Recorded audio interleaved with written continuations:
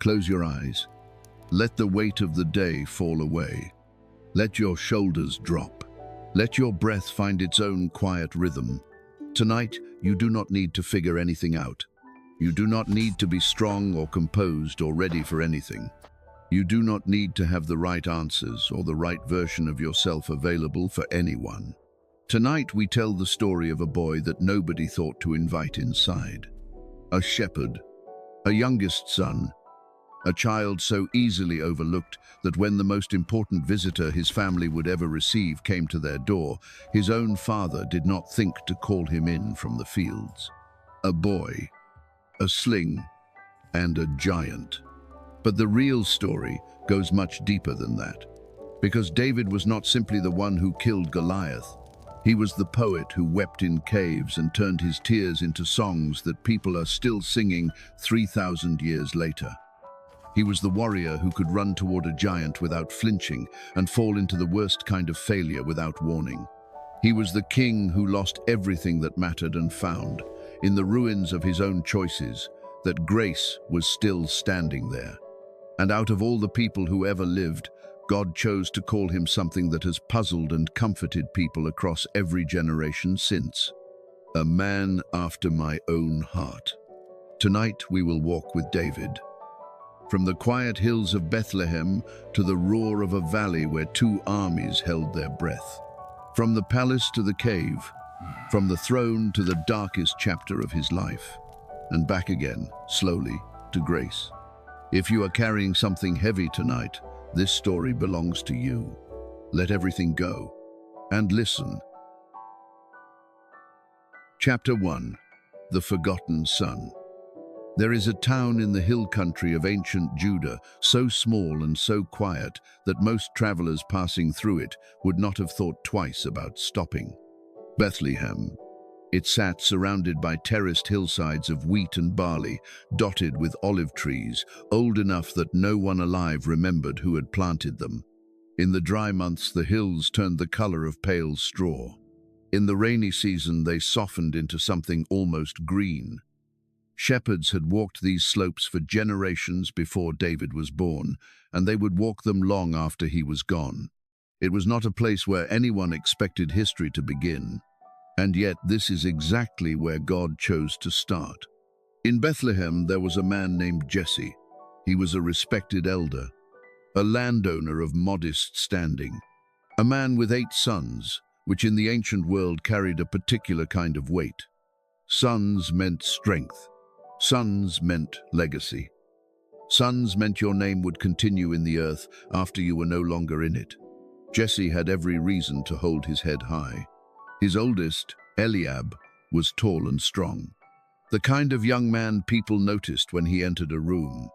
After him came Abinadab, then Shammah, then 5 more, 7 sons who carried the visible future of their father's house. And then there was the youngest. He does not even receive a proper introduction in the story at first. He is simply described as the one who was out with the sheep. While his brothers trained and ate and occupied the spaces that mattered in a household, he was somewhere on a hillside, alone, watching animals that could not watch themselves. His name was David, and nobody was thinking about David. I want you to stay with that for just a moment before we move on, because it is so easy to rush past this detail in the urgency to get to what comes next. And yet it holds something worth sitting with. David was not in the fields because he was unworthy. He was not overlooked because God had lost track of him. He was out there because that was where the youngest son went in that world. The lowest status, the jobs nobody else wanted. He watched the sheep. But what his family could not see was that those years on the hillside were not empty years. They were not wasted years. They may have been, in ways none of them could understand at the time, the most important years of his life. Think about what was happening to David out there. The silence, first of all. Real silence. The kind that a crowded and busy life never allows. The kind that presses in close at night and makes a person feel both very small and somehow very near to something larger than themselves. Then there was the danger. A shepherd in the ancient hill country was not simply an animal sitter. He was a protector. The landscape around Bethlehem was home to predators, and they were not distant threats. David would later tell King Saul that he had faced a lion and a bear, that when either came and seized a lamb from the flock, he went after it, caught it by its coat, and fought for what was under his care. He described it plainly, without drama, the way a person describes something that simply had to be done, and they did it. At close range, with his own strength, with whatever was in his hands. And each time he survived, each time he stood breathing hard in the dark of the Bethlehem hills with the threat behind him and the flock still safe, something was growing in him. Not quickly, not with announcement, but steadily, the way things grow when the conditions are exactly right and no one is hurrying them. Then there was the sky above him at night. Night after night, the stars came out above Bethlehem in the way they only come out far from noise and light and crowds. And David looked up, and something was happening inside him that he may not have had words for yet. He was learning to talk to God, not in a temple, not surrounded by ceremony and the careful language of religious performance. Out here, on a hillside, under the open sky, in the middle of an unremarkable night with nothing around him but the sound of animals moving through the grass. This is where the songs began. Long before David ever wrote them down, the words were forming inside him, rising slowly the way water rises in a deep well. Out of the silence and the danger and the longing and the strange nearness to God that comes when everything else has been stripped away and there is nothing left but the truth of who you are and who He is. He was not yet famous. He was not yet anything the world could measure.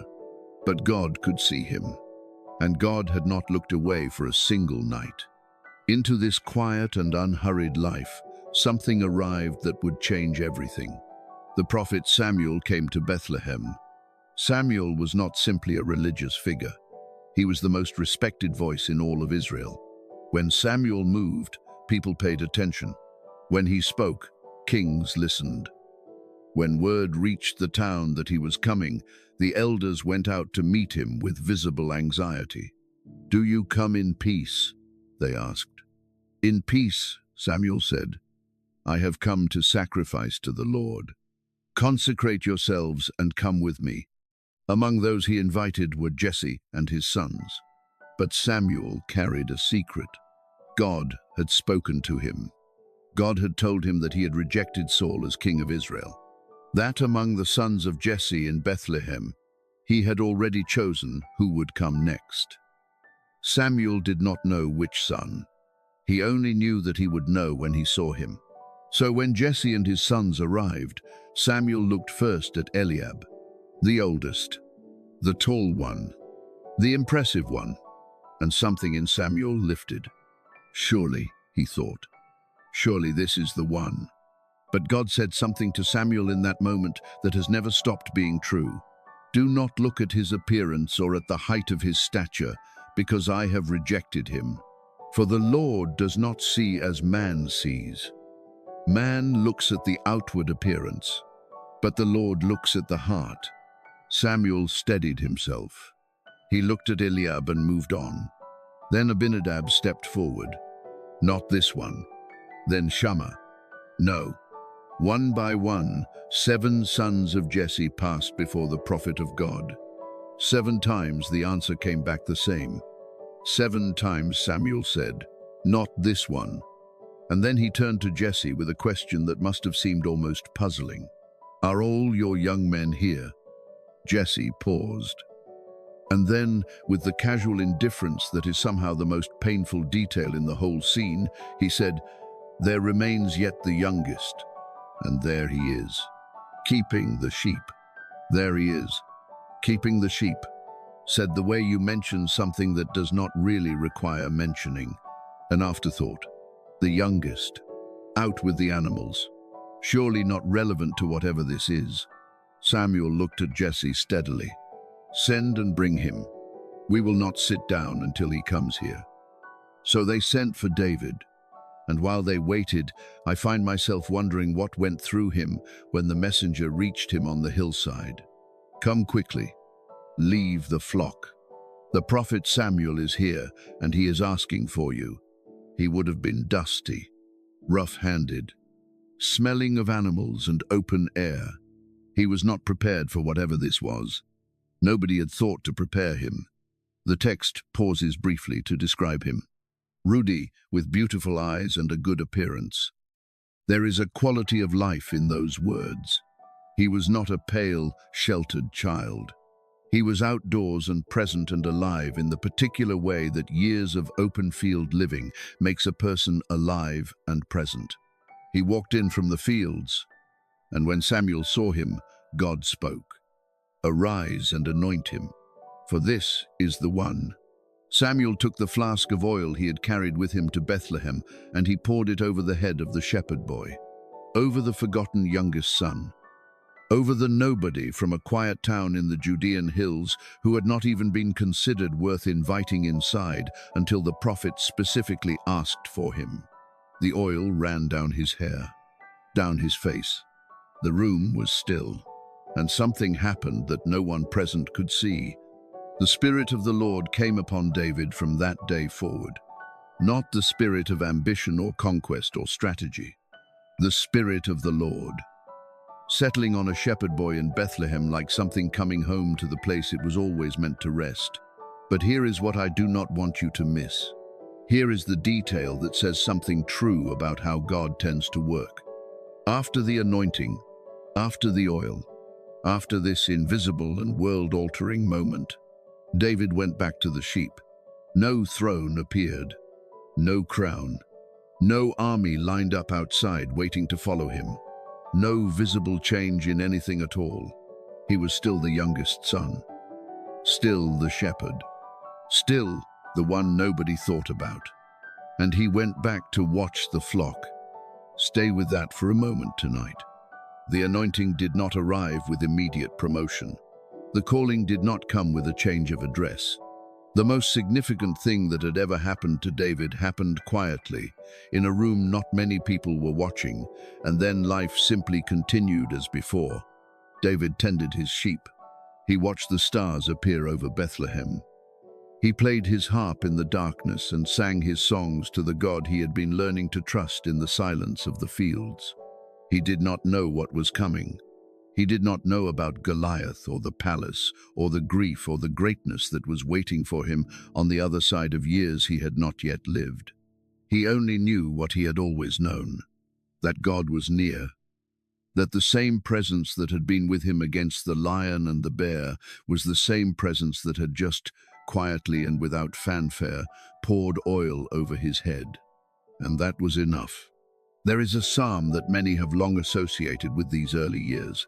A psalm that carries what sounds like the fingerprints of someone who knew what it meant to actually tend sheep across real terrain under a real sky. It begins with the only words that a newly anointed shepherd boy in Bethlehem, not yet a king, not yet anything the world could see, could possibly have found true enough to say, "The Lord is my shepherd. I shall not want." He knew what a shepherd was. He knew the patience of it. The vigilance, the cost of caring for something vulnerable through country that wanted to kill it. And he knew, in the way that only years of quiet listening can produce, that God had been doing exactly that for him all along. The forgotten son had been found, not by his father, not by his brothers, not even, in the deepest sense, by the prophet who had been sent specifically to look for him, by God. Long before Samuel arrived in Bethlehem, long before the oil, long before any visible evidence of any of it, God had seen this boy on his hillside, had heard the songs forming inside him, had been preparing something in him that the world was not yet ready to receive. You are not too small to be seen. You are not too ordinary to be chosen. You are not too forgotten to be found. If David's story teaches us nothing else in its very first pages, it teaches us this: the Lord does not look at what we look at. He does not measure what we measure. And the places we tend to write off as empty and purposeless and overlooked are sometimes exactly where he does his most patient and most careful and most extraordinary work. Rest now. The story has only just begun. But already something remarkable has happened. A boy on a hillside, a prophet with a flask of oil, and a God who sees what no one else bothers to look at. Sleep well. Tomorrow, the world will not yet know David's name, but God has always known it. Chapter 2. The Anointing. There is something quietly difficult about being chosen and then waiting. Not waiting for a few days, not a few weeks, but years, while the world moves forward around you and you remain exactly where you were, doing exactly what you have always done, with nothing outward to show that anything at all has changed. This is the season David entered after Samuel left Bethlehem. The oil had dried. The prophet had gone home. His brothers had returned to their lives. And David, the anointed future king of Israel, went back to watching sheep on a hillside outside of town. If you have ever been given a promise that did not arrive on any timeline you could see, you understand something of what David carried in those years. There is a particular kind of loneliness in it. The loneliness of the person who has been told they are meant for something and then finds themselves in the same ordinary place as before, with nothing to point to, no evidence to offer, no way to explain it to anyone else. Just a quiet knowing. And a very long wait. But while David waited, something was unraveling in the man who currently sat on the throne. King Saul had started with genuine promise. When God first chose him, there was something real about his humility. He was tall and capable, the kind of man people naturally followed. But when Samuel first told him he would be king, Saul did not reach for the crown. He pulled back. Am I not from the smallest tribe? Is my family not the least of all the clans of Benjamin? Why are you speaking to me like this? He seemed, in that first moment, like a man who thought too little of himself rather than too much. But power changes the conditions of a life. Slowly, quietly, almost without the person noticing. Until one day the man who once said he was the least of the least is standing in the ruins of his own obedience, explaining to a prophet why he thought his judgment was better than God's direct command. Saul had disobeyed God twice. Both times he had a reason. Both times it made sense to him in the moment. Both times the explanation came easily and sounded almost reasonable. And both times Samuel had spoken words that no king wants to hear. Because you have rejected the word of the Lord, he has also rejected you from being king. Saul still wore the crown. He still commanded the army. He still sat on the throne. But something had shifted, something invisible and irreversible. And in the space left by that shift, something else had moved in. The text describes it directly. A distressing spirit troubled Saul. He became restless. Volatile. There were days when a shadow fell over him that nothing and no one could lift. When the darkness pressed in from the inside and the whole court watched from a careful distance, helpless and afraid, his servants came to him with a quiet suggestion. Let our Lord command his servants to search for a man who is skillful in playing the harp. When the distressing spirit comes upon you, he will play, and you will be well. Music is something that could reach into a troubled spirit and offer what words and strategy could not. His servants believed this, and Saul listened. Find me such a man, he said. And then one of the servants said something that set everything in motion. I have seen a son of Jesse the Bethlehemite who is skillful in playing. He is a man of valor, prudent in speech, and a handsome person. And the Lord is with him. 5 words carried more weight than all the others. The Lord is with him. Saul sent messengers to Jesse. Bring me your son David, who is with the sheep. Jesse prepared a gift for the king, bread and wine, and a young goat. And he sent them with David, the youngest, the shepherd boy, still carrying the dust of the fields and the smell of the open hillside. David arrived at the court of King Saul. Think about what that journey must have felt like. He had spent his entire life in the hills around Bethlehem. He had never stood before a king. He had never seen the kind of ordered formality that surrounds a royal household. The guards and the officials, and the quiet ceremony that turns even ordinary moments into something performed and watched. And yet the text does not describe David as overwhelmed or nervous or out of his depth. What it describes is simpler and more remarkable. David came to Saul and stood before him. And Saul loved him greatly. Loved him greatly. Not tolerated, not approved, loved. There was something in David that drew people toward him, something in the quality of his presence that made those around him feel something shift when he entered the room. Even a troubled king, even a man whose spirit was already darkening, felt it when David walked in. Saul made David his armor-bearer, the man who stood closest to the king in battle, the one trusted with the king's life. David had walked in from a hillside and within days had been given the deepest trust a soldier could receive.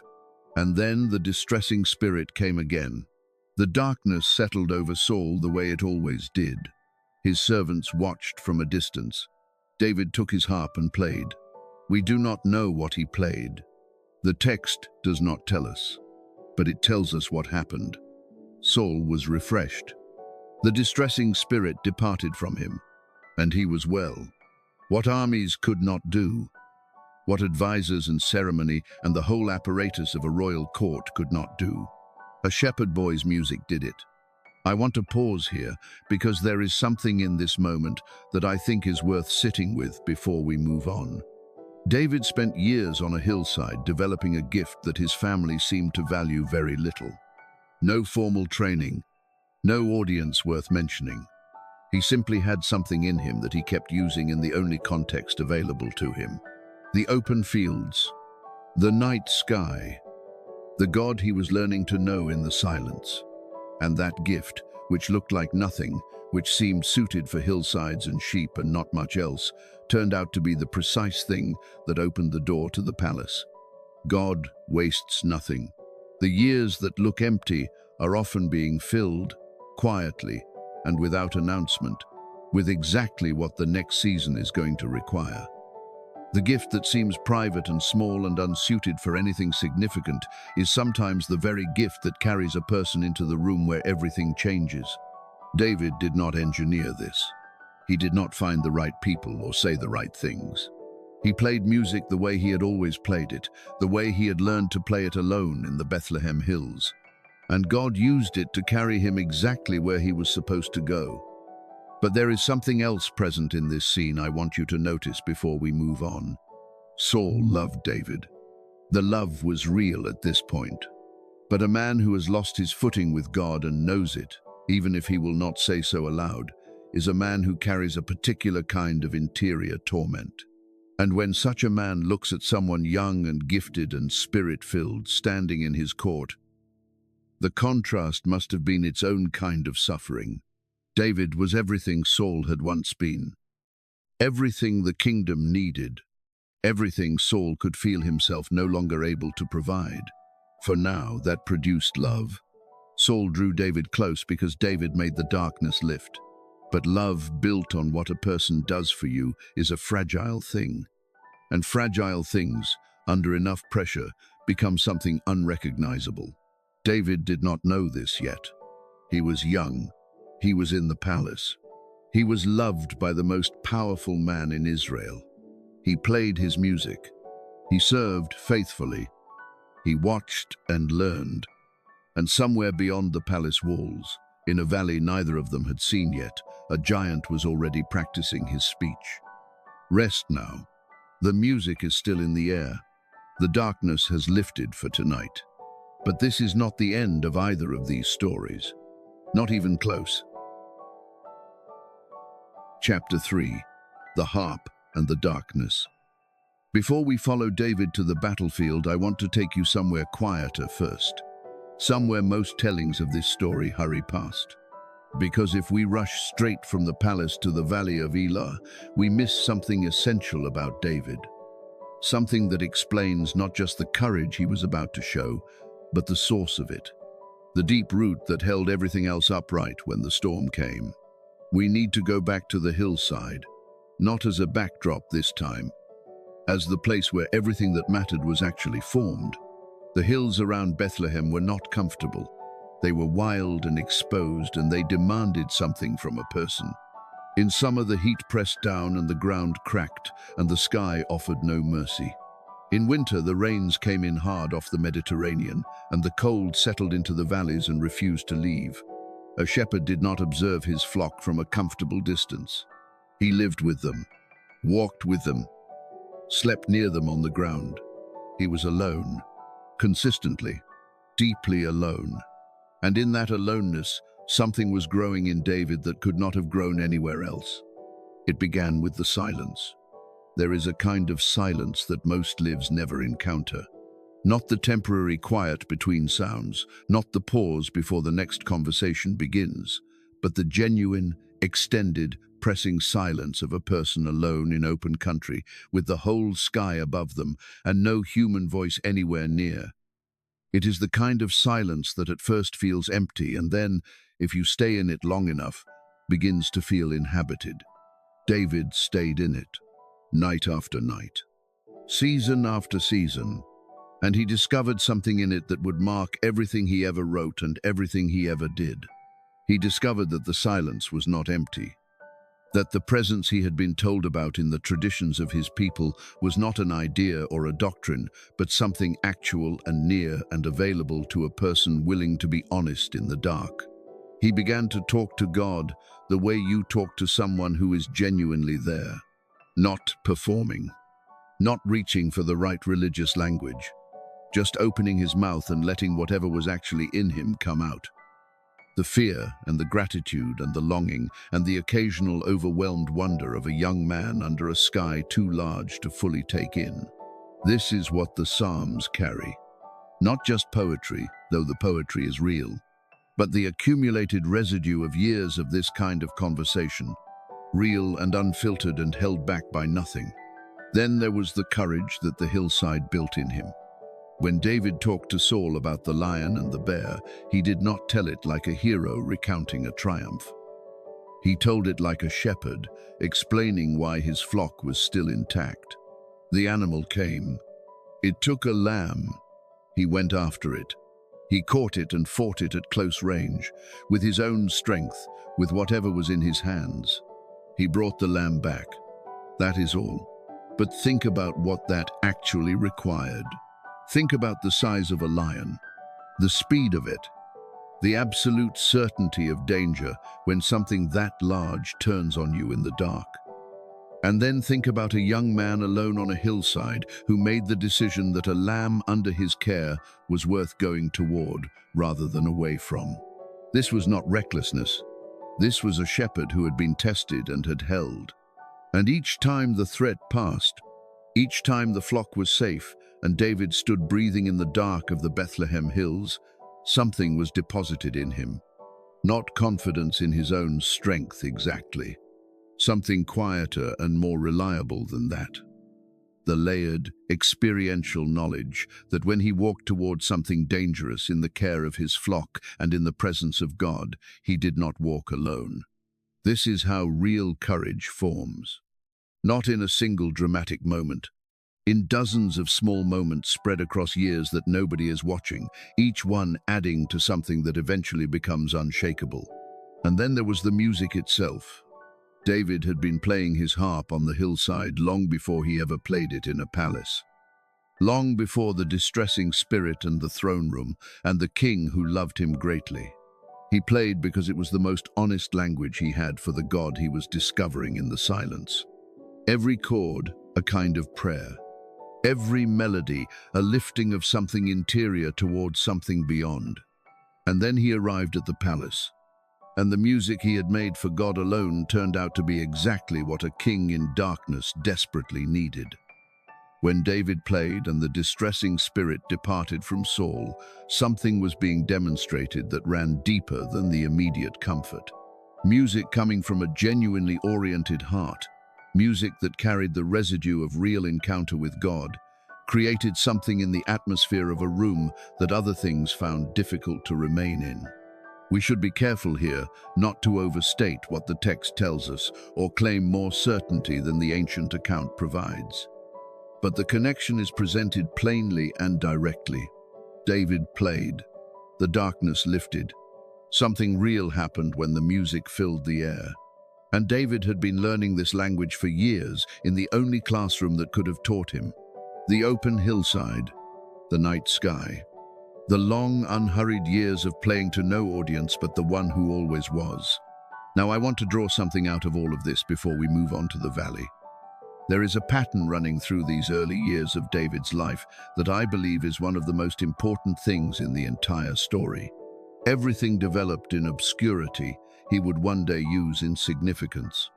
Every lesson learned in private would be tested in public. The courage built in the dark against a lion would stand behind him in daylight against a giant. The faith grown in silence would speak its most defiant words in a valley in front of two armies. The music learned alone on a hillside would drive darkness from a king's troubled mind. The hillside was not a waiting room. It was a workshop, and the craftsman working in it was not David. I want to bring this close for a moment because I think it speaks to something many people listening tonight may recognize. You may be in a hillside season right now, a place that feels small and unimportant, a season where nothing seems to be happening and nothing significant appears on the horizon. You may have gifts that nobody seems to value, abilities you have been developing in private with no recognition and no sign that any of it is going anywhere. I want to gently suggest the possibility that you are in exactly the right place. The obscurity is not necessarily punishment. The waiting is not necessarily abandonment. The silence is not necessarily emptiness. The hillside is where David became the man who could walk into a valley and see a giant through the eyes of faith rather than fear. It is where the shepherd learned everything the king would eventually need to know. It is where the songs were written that have found people in darkness for 3,000 years and given them something real to hold. Do not be too quick to leave the hillside. God is not absent from the places that look empty. He is often most present there, most deliberately at work, forming in a person, quietly and without announcement, the things that the next season of life is going to require. David left the hillside eventually. The palace called him. The battlefield called him. The throne called him, but he never forgot what he found there. The God he met in that silence was the same God he would cry out to in the worst moments of his life. The courage built on those hills carried him through everything that followed. And the music. The songs played to the stars and the dark and the God who listened. Those became the Psalms. The harp is still playing tonight. Let it carry you somewhere quiet, somewhere near, somewhere close to the God who sees what is forming in you in the hidden places and is not in any hurry to waste a single day of it. Rest now. The valley is coming. The giant is waiting. But David is not afraid. And tonight, in the presence of the same God who walked those hillsides with him, neither are you. Chapter 4. The Valley of Elah. There is a valley in the ancient land of Israel that runs east to west between two long ridges of pale limestone hills, opening eventually toward the coastal plain where the Philistines lived and ruled. It is called the Valley of Elah, named for the terebinth tree that grew there. Ordinary terrain, a dry creek bed running through the center, the kind of landscape that would appear in no history book if not for what happened on its floor. On one of those ridges, the army of the Philistines had gathered. On the other, the army of Israel stood and watched them. And in the valley between them, something was happening that had frozen an entire nation in place. To understand why, you need to understand who the Philistines were. They were not simply a neighboring people with a territorial dispute. They were one of the most formidable military powers in the ancient Near East at that time. Their metallurgy was advanced, their weapons superior, their tactics experienced and organized. In most direct comparisons, they held significant advantages over the Israelite army. They had been a thorn in Israel's side for generations, and they knew it. And they had brought with them something the text introduces with deliberate, careful weight. His name was Goliath. He was from a city called Gath. Ancient accounts describe him in terms that strain the imagination. The measurements recorded in the manuscripts vary between different textual traditions, and scholars have long discussed what to make of them. What every tradition agrees on is this: Goliath was in a category of physical humanity that most people go their entire lives without encountering. He was the kind of presence that, when you first saw him, something in your body responded before your mind could form a coherent thought. His armor matched his scale. A coat of bronze mail of extraordinary weight, leg armor of bronze, a javelin on his back with a shaft the text compares to a weaver's beam, thick and dense. The iron point of his spear was heavy enough that most men would struggle simply to lift it. And walking ahead of him, a shield-bearer whose entire purpose was to carry Goliath's shield so that Goliath's hands remained free. Every morning for 40 days, this man walked down into the valley. 40 days. Let that number settle before we move on. 40 mornings in a row. 40 times the sun rose over the ridge, and the army of Israel assembled and looked down into the valley and watched the same thing happen.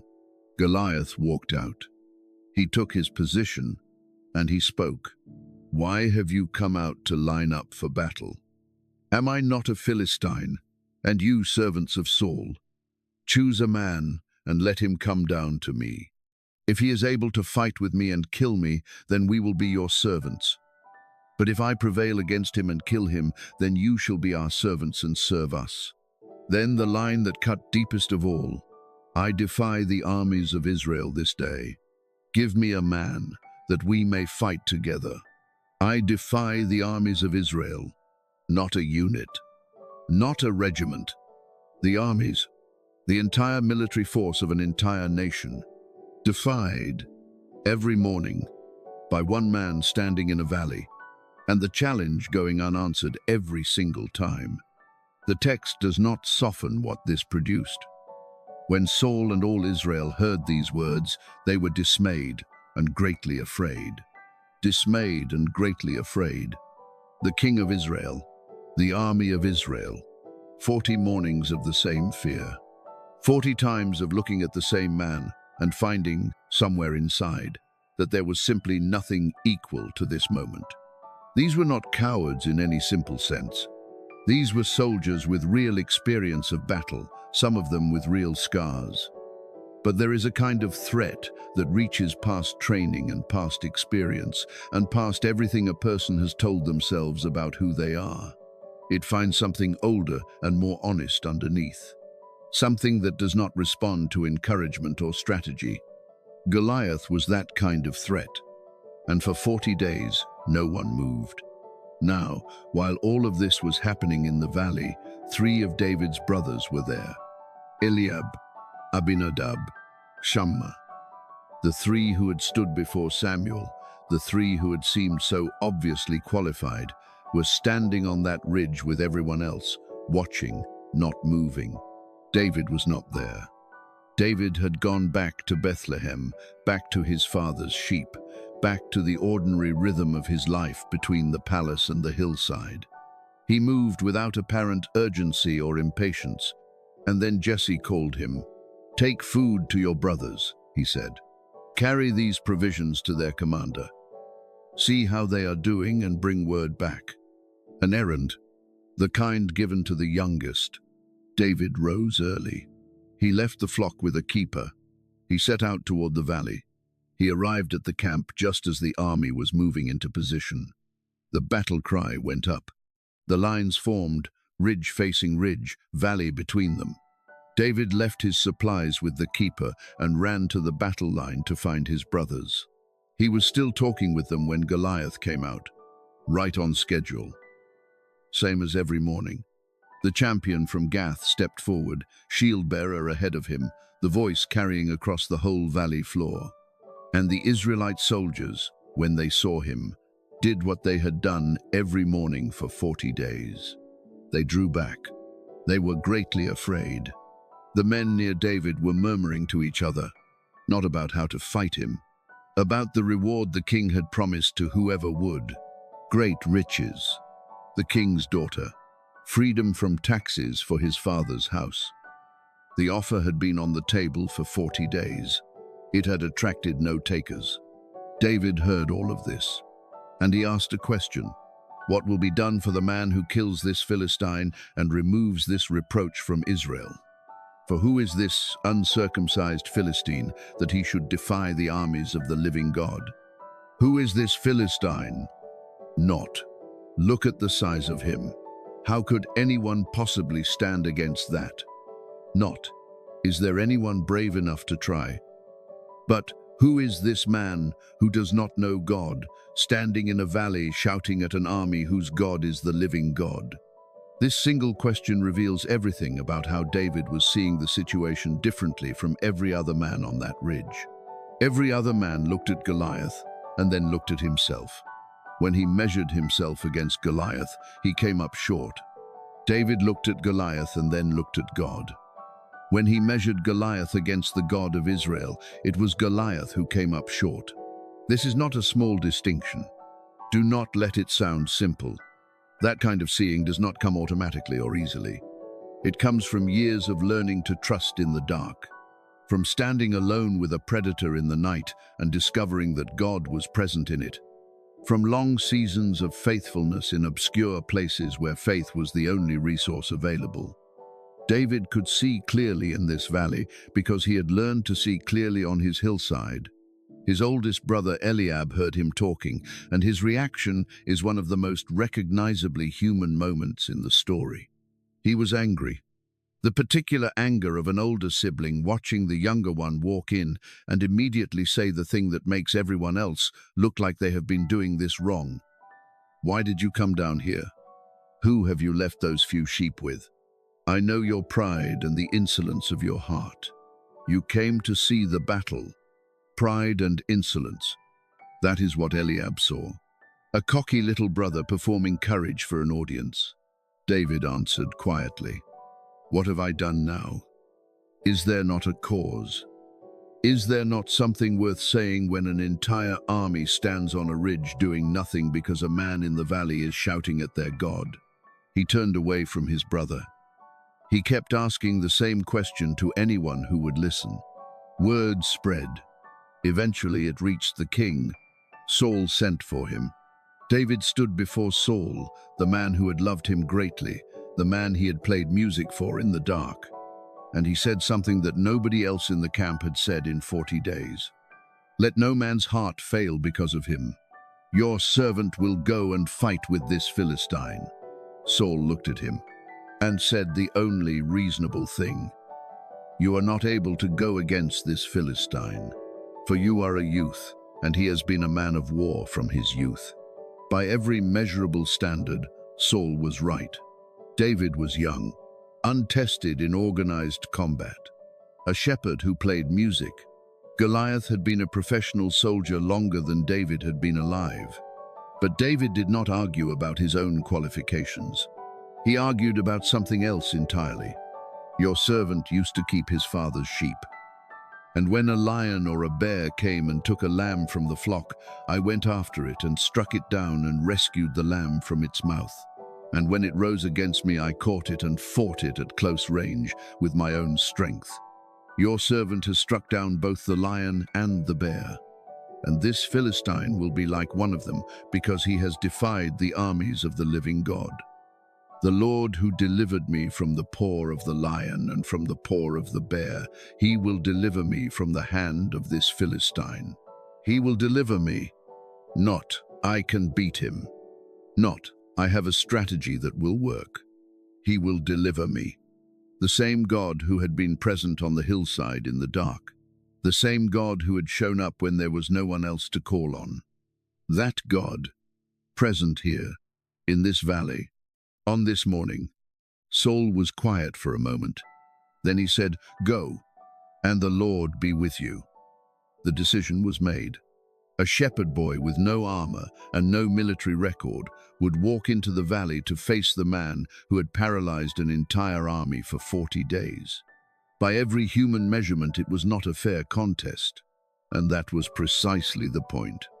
Rest now. The valley is still. Both armies are on their ridges. The morning has not yet come, but when it does, everything changes. Sleep well. We will be there when the sun rises.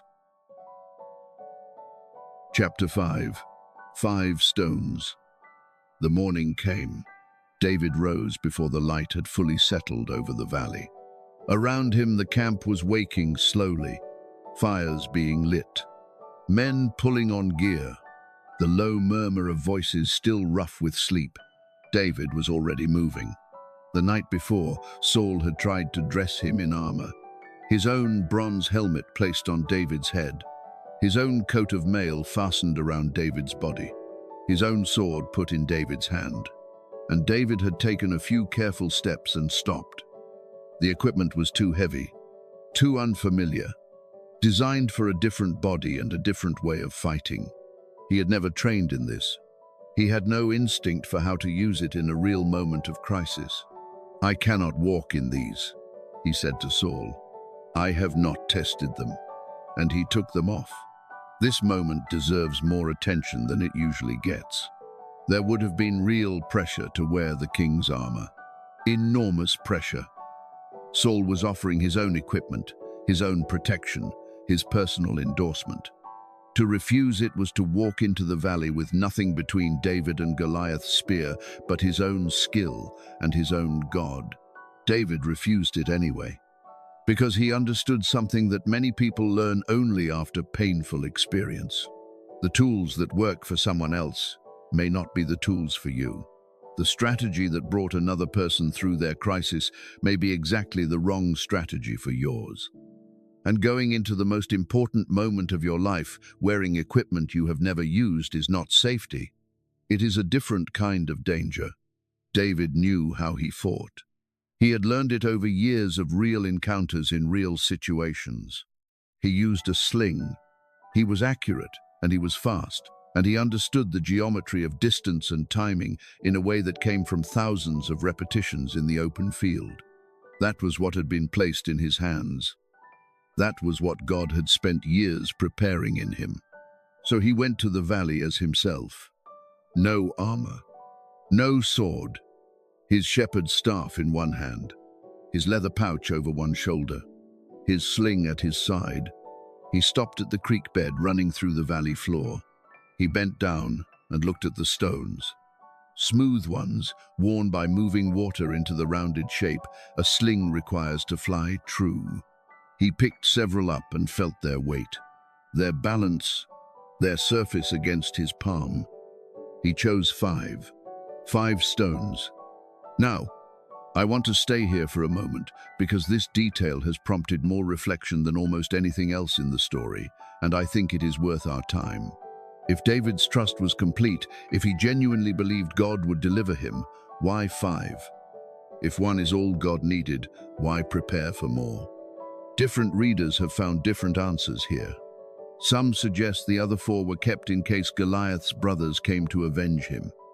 Others read it as the practical instinct of a trained fighter who knows that even the best attempt can go wrong, and that in a real encounter you want options. But here is what I believe, and this is my own reading of it, shaped by everything we have seen of David so far. David's faith was never the passive kind.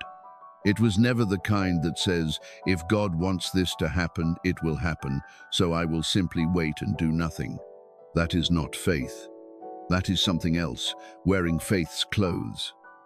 David's faith was the kind that trusted God completely and then did the work. That said, he will deliver me, and then bent down and chose 5 smooth stones, because 5 was what a trained and serious man in that moment would choose. That walked into a valley in the name of the Lord and also brought every skill that years of preparation had developed. He chose 5 stones, not because he doubted the outcome, but because he understood that God tends to work through prepared people. that the faith which moves mountains is not the faith that stands back and waits for the mountain to move by itself. It is the faith that picks up what is available and acts because it believes the God behind it is faithful. He put the stones in his pouch and walked toward the valley. Goliath saw him coming from a distance, and Goliath was offended. As David drew closer, the giant looked at him. This young man with no armor, no sword, no military bearing whatsoever. Something in Goliath curled with contempt. Am I a dog, that you come to me with sticks? He saw the shepherd's staff and used it as an insult. They sent a boy with a stick. This is the best Israel can offer. Goliath cursed David by his gods. He called on every power at his disposal, and then he made his declaration. Come to me, and I will give your flesh to the birds of the air and the beasts of the field. Not just defeat, not just death, obliteration. Your body will not be buried. Your name will not outlast this day. You will be consumed and scattered and gone. David listened to all of it, and then he spoke. You come to me with a sword, with a spear, and with a javelin. But I come to you in the name of the Lord of hosts, the God of the armies of Israel, whom you have defied. This day the Lord will deliver you into my hand, and I will strike you and take your head from you. And this day I will give the bodies of the Philistine army to the birds of the air and the wild beasts of the earth, that all the earth may know that there is a God in Israel. Then all this assembly will know that the Lord does not save with sword and spear, for the battle is the Lord's, and he will give you into our hands. Read that slowly. You come to me with a sword, a spear, and a javelin. David named Goliath's weapons honestly. He did not pretend they were not there. He looked at the sword and the spear and the javelin, and he acknowledged each one. But I come to you in the name of the Lord of hosts. Not a weapon, a name. The name of the God who commanded armies no human eye could see, whose authority extended over everything that existed. That is what David carried into the valley. And then the line that reveals why he was there at all. That all the earth may know that there is a God in Israel, not for personal glory, not to prove something about himself, not even, primarily, for the military victory of Israel's army, so that something true about God would be made visible on the floor of this ordinary valley, so that the watching world would see something it could not explain by the strength of the man it was watching. The battle is the Lord's. Then David ran. The text says this specifically, and I think it matters that it does. He did not advance with measured composure. He ran toward Goliath with everything in him, toward the spear and the contempt and the 40 days of unanswered challenge, running the way a person runs when they have stopped calculating and started trusting. He reached into his pouch. His fingers closed around one of the 5 smooth stones. He fitted it into the sling. The leather began to move, slowly at first, then faster, the stone gathering speed with every rotation. He released it. The stone flew. In a fraction of a second, it found what it was aimed at.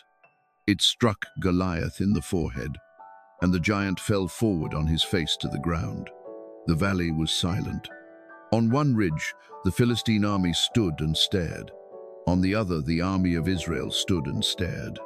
Every eye in that valley fixed on the same impossible thing. The champion from Gath, face down in the dirt, felled by a stone from the sling of a shepherd boy who had run toward him. David ran to Goliath. He drew the giant's own sword from its sheath.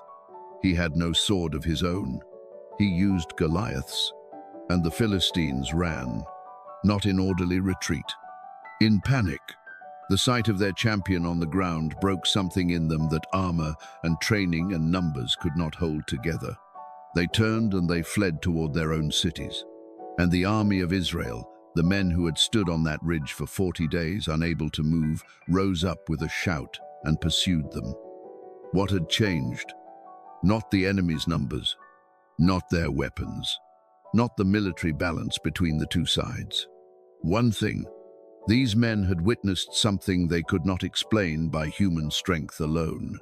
And that one thing had restored what 40 days of fear had been slowly extinguishing: a faith, a believing, the living knowledge that the God of Israel was real and present and active on this particular morning. One act of courage in the name of God, in the valley between two armies, had released the courage of an entire nation. Now I want to bring this close to wherever you are tonight. Because Goliath is not only an ancient story. Goliath is the thing you are facing right now that seems too large for you. The situation that has been standing in your valley, morning after morning, delivering its verdict about what is possible and what is not. The voice that has been saying for days or months or years that the gap is too wide, that what you have is not equal to what is required, that some things simply do not change. The question David's story is asking tonight is not whether you are strong enough to face it. The question is what you are looking at when you look at it. Are you measuring your giant against yourself? Or are you measuring your giant against the God who has been with you in every hard and dark place you have ever passed through? David was not stronger than Goliath. He was not more experienced.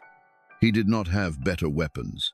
He had one thing that Goliath did not have: a history with a God who showed up, the lion on the hillside, the bear in the field. The accumulated evidence, built across years of ordinary faithfulness in places nobody was watching, that when he walked towards something impossible in the presence of God, he did not walk alone.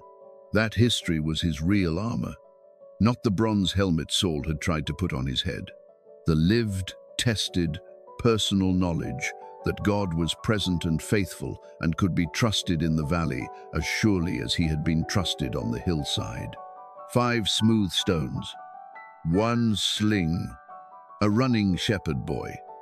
And he only needed one. He only ever needed one. Rest now, beloved. The giant is down. The valley is quiet.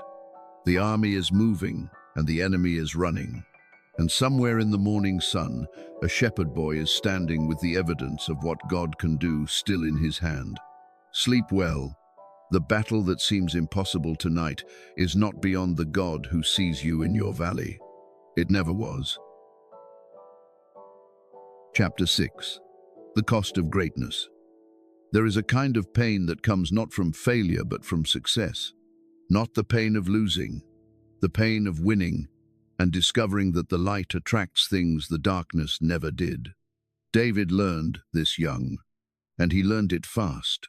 The day he returned from the valley of Elah, everything was different. The army had chased the Philistines across the plain and returned victorious. The crisis was over. The champion was dead. And the name moving through the camp, through the towns, through the whole country, the army passed on its way home, was the same name everywhere. David. The women came out to meet the returning soldiers. This was the tradition. When the army came home from battle, the women came out with singing and dancing and joy that gave public shape to what the whole community felt. The men were home. The enemy had been turned back. Life could continue. And as they celebrated, they composed a song. The way people in oral cultures always marked important events. In rhythm and melody and words simple enough to remember and repeat. The song went like this. Saul has struck down his thousands, and David his 10,000s. It was celebration, pure and simple. The women were not trying to wound anyone. They were singing what their hearts felt in the moment, honoring both their king and the young hero who had stood alone in the valley. But Saul heard it, and something in him shifted in a way that would never fully shift back. The text describes it with painful precision. Saul was very angry. The saying displeased him, and he said, "They have ascribed to David 10,000s, and to me they have ascribed only thousands. What more can he have but the kingdom? What more can he have but the kingdom?" That sentence is not simply wounded pride. It is a recognition. Somewhere beneath the anger, underneath the sting of the comparison, there was a knowing. The kind that comes when something you have been managing not to see steps directly in front of you and refuses to move. Samuel had spoken this to him before. The kingdom will be taken from you and given to a man after God's own heart. Saul had been living with that sentence for years.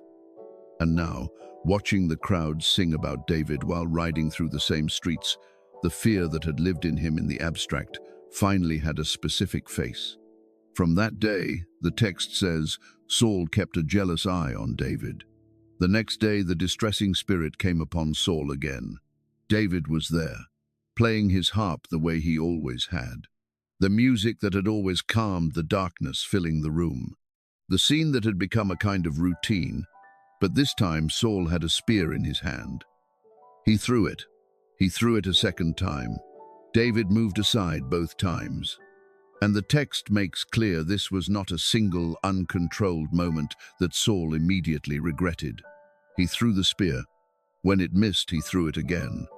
David was afraid. Of course he was. The man who had loved him greatly, the man he had served faithfully, the man he had played music for night after night to ease a suffering David had never caused, had just tried to kill him twice. Saul moved David out of close service and gave him a military command instead. On its surface, it looked like promotion. David became commander over 1,000 men. In Saul's thinking, it may have been something else. A man sent to enough battles can be killed by the enemy without anyone having to take responsibility for his death. But David was successful in everything he undertook. Every campaign Saul sent him into, he came back from. And every return made him more beloved by the people. And the more beloved he became, the larger Saul's fear grew into something it had not been before. Into this increasingly dangerous situation came a person whose presence in David's life was like a rope thrown to someone in deep water. Jonathan. Jonathan was Saul's son, the crown prince, the man who by every right of succession and every logic of self-interest should have seen David as a threat, as the person standing between him and the inheritance that was supposed to be his. And yet, the soul of Jonathan was knit to the soul of David, and Jonathan loved him as his own soul. This friendship is one of the genuinely remarkable things in the entire story. Not because it was easy or convenient, because it was chosen. Jonathan understood who David was. He had been present for everything. He could see where the story was heading and what it meant for his own future. He chose David anyway. He took off his own robe, the robe of a crown prince, and gave it to David. He gave him his armor, his sword, his bow, his belt. These were not simply generous gifts. They were acts of profound symbolic weight. A crown prince giving his garments and his weapons to another man was saying something without words. Something like, I see what God has chosen. Whatever this costs me, I choose it too. In a palace full of people whose loyalty lasted only as long as it cost them nothing, Jonathan stood out like a lamp in a dark room. But Jonathan could not protect David from everything. Saul's behavior became increasingly unpredictable. There were periods of warmth when he seemed almost like his earlier self. And then the darkness would return and the spear would be in his hand again. David navigated this carefully. He did not retaliate. He did not use his military popularity to build opposition. He served faithfully in every role he was given. It was not enough. One night Saul sent men to watch David's house and kill him at dawn. Michal, David's wife and Saul's own daughter, warned him. She helped him escape through a window in the dark. David ran. He went first to Samuel. He told the man who had anointed him everything that had happened. He stayed for a time in safety, but Saul kept coming.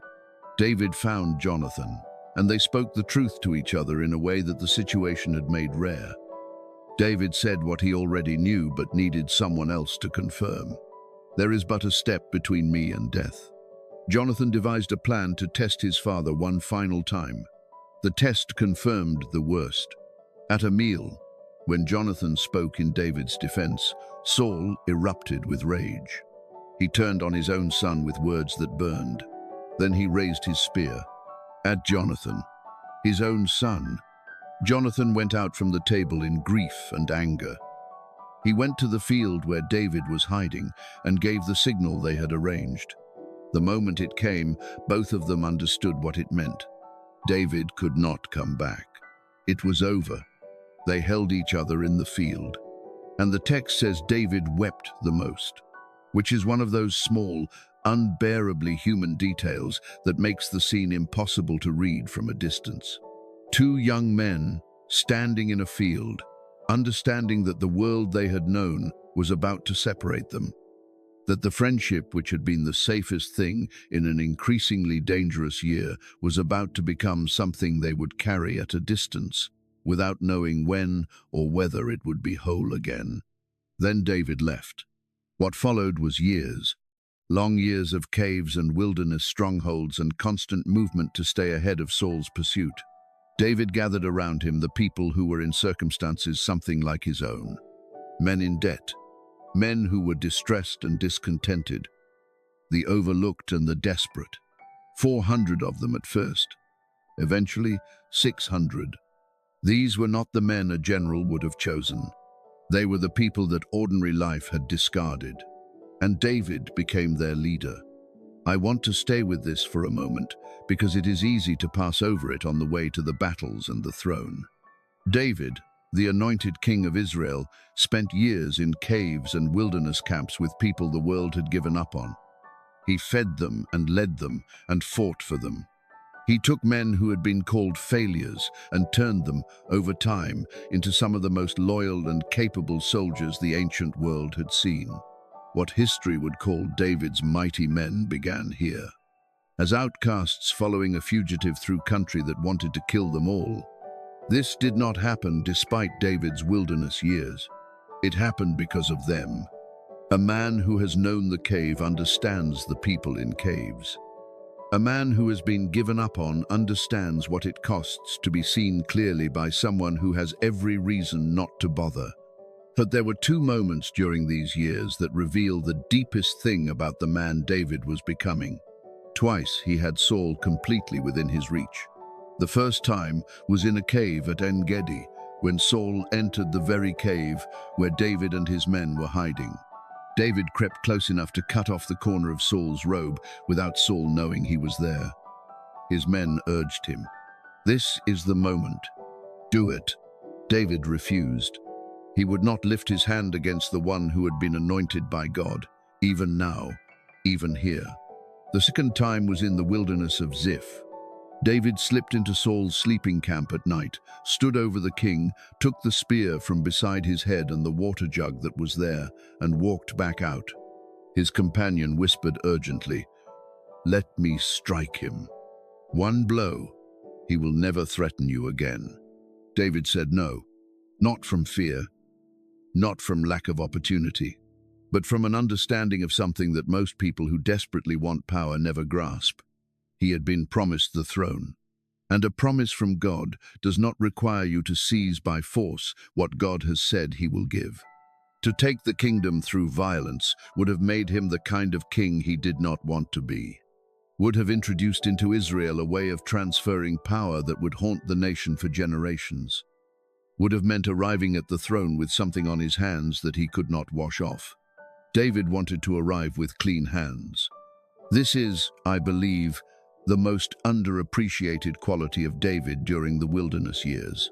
Not the courage of the valley, as extraordinary as that was. Not the skill with the sling.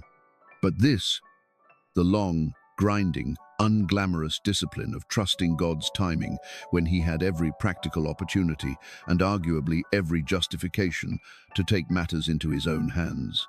He waited. He kept his hands clean. He led his community of broken people through the wilderness. He mourned the friend he missed. He longed for the life he had been promised and had not yet received. And in the cave, in the dark, in the hours between the running and the leading and the watching, he wrote, "The cave was not only a hiding place, it was a sanctuary. And from that sanctuary, in the darkness and the fear and the longing and the occasional overwhelming gratitude for still being alive, he poured out his heart to God in words that would outlast everything else about him. The cost of greatness, it turns out, is not only the obvious things, not only the battles and the physical hardship and the years of not having what was promised. It is the invisible things, the years of being misunderstood, the loneliness of leading people through something you cannot yet see the end of yourself, the grief of loving someone as David loved Saul, and watching that person choose destruction again and again when the way back was still open. It is the cost of becoming, without shortcuts and without a visible timeline, the person the promise always said you would be. David paid that cost in full. Rest now. The wilderness is long. The nights in the cave are cold. But somewhere in that darkness a fire is burning, and around it a man with a harp is playing songs that will still be finding people in their own dark places 3,000 years from tonight. Sleep well. The songs are already being written. Chapter 7, Psalms from the Cave. There is a kind of prayer that only gets written in the dark. Not the composed prayer of someone standing in a place of safety and calling it faith. Not the confident declaration of a person whose circumstances are comfortable enough that trust comes without much cost. The other kind, the barely holding together kind. The kind that comes from a person who has run out of other options and finds themselves in a cave, literally or otherwise, with enemies outside and questions inside, and nothing between them and God but the raw truth of where they actually are. These are the prayers that became the Psalms. Many of David's most enduring poems are connected, in the ancient tradition, to the wilderness years, to the caves and the strongholds and the long nights of uncertainty and running and not knowing how long any of it would last. We cannot always establish with certainty exactly when or where a particular psalm was written, but the quality of honesty in them, the texture of what they carry, bears the unmistakable mark of someone who wrote from real and difficult places, not from a comfortable distance, from inside. And this, I believe, is precisely why they still reach people. When you are in your own dark place, you do not need the words of someone who has never been there. You need the words of someone who sat in the same darkness and found that God was in it too. David was that person. One psalm carries an ancient inscription that places it directly in this season of his life. Psalm 142. The heading reads, "A contemplation of David, a prayer when he was in the cave." The cave. The actual cave, not as metaphor, as location. And it begins like this: I cry out to the Lord with my voice. With my voice to the Lord I make my supplication. I pour out my complaint before him. I declare before him my trouble. I pour out my complaint. He is not composing himself before he prays. He is not reaching for the correct religious language or presenting the acceptable version of his interior life. He is pouring. The image is of something liquid being emptied from a vessel that has been holding it too long. Everything that is in him is going toward God. The fear, the exhaustion, the longing, the grief of running and hiding and leading people through country that is trying to kill them all of it released. Then he says something that stops me every time. When my spirit was overwhelmed within me, then you knew my path. When my spirit was overwhelmed, he does not reframe the overwhelm before he names it. He does not rush toward the lesson or find the silver lining before he has sat with the darkness long enough to be fully honest about it. He says it plainly and directly. My spirit was overwhelmed. This is what was true. And then, underneath that, one more thing. You knew my path. Not, you showed me my path. Not, you cleared my path. You knew it, even when I could not see it. Even when the darkness was complete and my spirit was overwhelmed and I could not feel your presence anywhere near me, you already knew where I was going. This is the faith that does not require resolution before it can speak.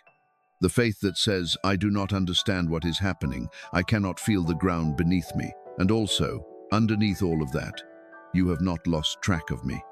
I am still within your knowing, even here. The psalm ends with a cry for deliverance and a promise of praise when it comes. But it does not clean itself up before it gets there. It stays in the cave long enough to be completely true. Now I want to take you to a psalm that most people have heard so many times they may have stopped actually hearing it. Psalm 23. The Lord is my shepherd, I shall not want. These words have been spoken at funerals and weddings and bedsides and in the quiet of 10,000 ordinary nights by people who needed something true to hold. They are among the most widely recognized words in the history of human language. But I want to ask you to hear them tonight as what they may have originally been. Not a polished religious sentiment composed in tranquility, but a declaration made by a man who knew, from actual experience, what the word shepherd meant. David spent years watching sheep. He knew the work of it from the inside, the patience, the vigilance, the cost of caring for something helpless through terrain that wanted to kill it. He knew what it meant to be responsible for a life that could not protect itself. And so when he wrote, "The Lord is my shepherd," many have long understood him to be drawing on those years of lived experience, making a claim rooted not in abstract theology, but in something he had actually done and actually seen. He makes me lie down in green pastures. Those who have spent time with sheep will often note that sheep do not rest when they are afraid. They do not settle when something is threatening them. The flock lying down in peace is the flock whose shepherd has done the work of creating conditions safe enough for rest to be possible. He makes me lie down. Present tense. Not someday when things improve. Now, even here. Even in the wilderness years, even in the cave, there is something in the care of God that makes rest possible for the one who trusts him. He leads me beside still waters. Not the loudest or most dramatic source. Not the water that impresses from a distance. The still water, the quiet place. The water that actually reaches the thirsty ones without frightening them in the process. He restores my soul. The Hebrew word carries the sense of bringing something back to where it was before it became depleted. The soul that has been drained by running and hiding and leading and grieving, God brings it back. Not partway. Back. Yea, though I walk through the valley of the shadow of death, I will fear no evil. David knew valleys. He had stood in one and watched a giant fall. He had walked through others less famous but no less real. Valleys of despair and confusion and genuine danger. And in each one he had found the same thing. The shepherd was there, not at the entrance, promising to meet him at the exit, not watching from the ridge above. There, in the valley, walking through it alongside, for you are with me. Not, for I am strong. Not, for I have figured out how to survive this. For you are with me. The source of the courage is not inside David. It is relational. It is the presence of someone in the valley alongside you that changes what the valley means. Your rod and your staff, they comfort me. The rod for protection, driving away what would harm the flock. The staff for guiding and for rescuing the one that had fallen into a dangerous place. Comfort comes from tools of active care. Not from the absence of danger, but from the presence of someone equipped and willing to deal with whatever the danger turns out to be. You prepare a table before me in the presence of my enemies. Not after the enemies are gone. Not once the wilderness is over and the safe place has been reached. In the presence of my enemies, while the threat still exists, the feast is set and the abundance is given before the resolution arrives. This is the God David had come to know in the silence. The one who fed you in the desert, gave you rest in the cave, set a table in the valley while the enemy was still visible on the ridge above. Surely goodness and mercy shall follow me all the days of my life. All the days. Not the good ones only. Not the days after the wilderness is over. All of them. The cave days and the running days and the grieving days and the days when everything felt lost and the days when everything was found again. All of them. David believed this not because his life had been easy. He believed it because he had tested it. Against the lion, against the giant, in the cave with enemies outside the entrance. Every time he had needed it, goodness and mercy had found him. Not always in the form he expected, not always looking like comfort or rescue or relief. Sometimes goodness had looked like a harder path that built something the easier path never could have. Sometimes mercy had looked like a door closing on something he wanted that would have destroyed him if he had gotten it. But it was always there, following him every day. Now let me take you to one more psalm from this period. Psalm 27. The Lord is my light and my salvation. Whom shall I fear? The Lord is the strength of my life. Of whom shall I be afraid? Whom shall I fear? Of whom shall I be afraid? David is asking the question and then answering it. He is, in the truest sense, preaching to himself, taking the fear that is genuinely present and acknowledging it directly, and then bringing it into the presence of what he knows about God, and letting what he knows about God be larger than the fear. Yes, there are people who want to kill me. Yes, there is a king with an army and years of pursuit already behind him. Yes, the danger is real. And also, the Lord is my light. The Lord is my salvation. The Lord is the strength of my life. Given that, of whom exactly am I afraid? This is not the suppression of fear. It is the discipline of bringing fear into the presence of something larger, of refusing to let the fear have the last word when there is another word available. A few verses later, the psalm turns honest in a different way. When my father and my mother forsake me, then the Lord will take care of me. Father and mother, the most foundational of all human relationships. Even if they fail, even if every human support disappears completely, then the Lord will take care of me. This is not triumphalism. This is not the bright, uncomplicated faith of someone who has never suffered. This is the hard-won knowing of a man who has lost a great deal and discovered that what remained was sufficient, painful, genuinely mourned, and sufficient. Then the psalm closes with a word David was clearly speaking to himself as much as to anyone who would one day read it. Wait on the Lord. Be of good courage, and he shall strengthen your heart. Wait, I say, on the Lord. The word appears twice, not by accident and not by repetition for its own sake. Because waiting, real waiting, the kind that holds on without a timeline or a guaranteed outcome, is among the hardest things a human being can be asked to do. And David knew it. He was doing it himself, and so he said it twice. Wait, he shall strengthen your heart. Not, wait, because the waiting will end soon. Not, wait because you will get what you are waiting for in the exact form you expect. Wait because the one you are waiting for is faithful. Because his strength is available inside the waiting itself. Because the waiting is not empty but full of something that cannot be received any other way. David wrote these words in a cave, running from a king who wanted him dead. And you are hearing them tonight because they were true. Not just true for David. True in the way that only things rooted in the nature of God can be true, across every culture and every century and every variation of human suffering that history has produced. The Lord is your shepherd. He makes you lie down. He leads you beside still waters. He restores your soul, even tonight, even in whatever cave you find yourself in, even in whatever valley you are not sure you can cross. Even here, he is with you.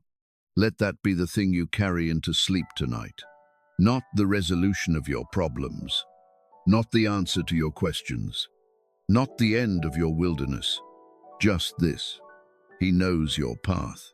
Even when your spirit is overwhelmed, even when you cannot see where you are going, he knows, and he is with you. In the valley, at the table, through the darkness, to the very end of your days. Goodness and mercy shall follow you, all of them, every last one. Rest now, beloved. The cave is quiet. The harp has stilled. The man who wrote these songs has closed his eyes. And outside, the stars are out over the wilderness of Judah, and somewhere just beyond what any eye can see, a shepherd is keeping watch. Sleep well. You are not alone in your darkness.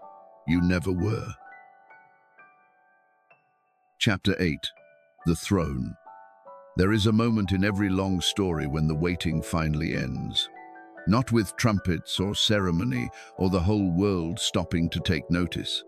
More often it ends the way a long night ends. Gradually, the darkness thinning at the edges. The first faint suggestion of light appearing somewhere on the horizon before most people are awake to see it. For David, the ending of the long wait began with a death he had not caused and had not sought. Saul died on Mount Gilboa. The Philistines had gathered a massive force and pressed hard against Israel. The battle went badly from the start. Saul's sons fell in the fighting. Jonathan among them.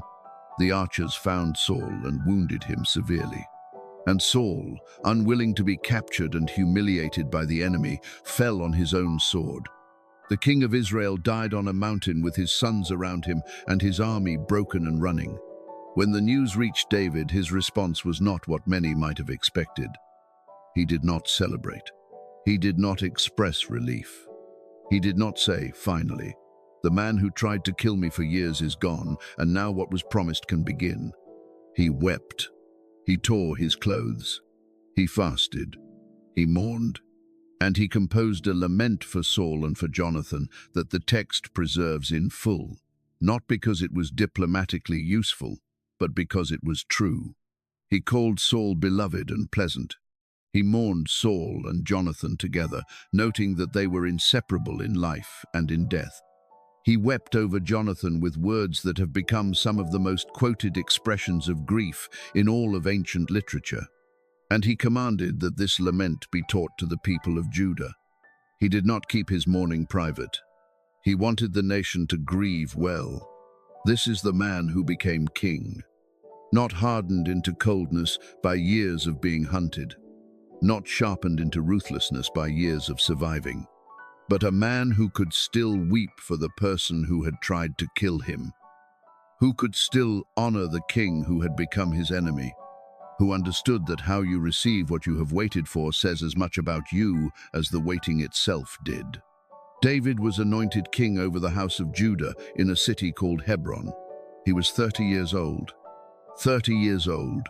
He had been anointed first as a boy in Bethlehem, oil poured over him by a prophet, while his family watched in a room they had not thought to invite him into.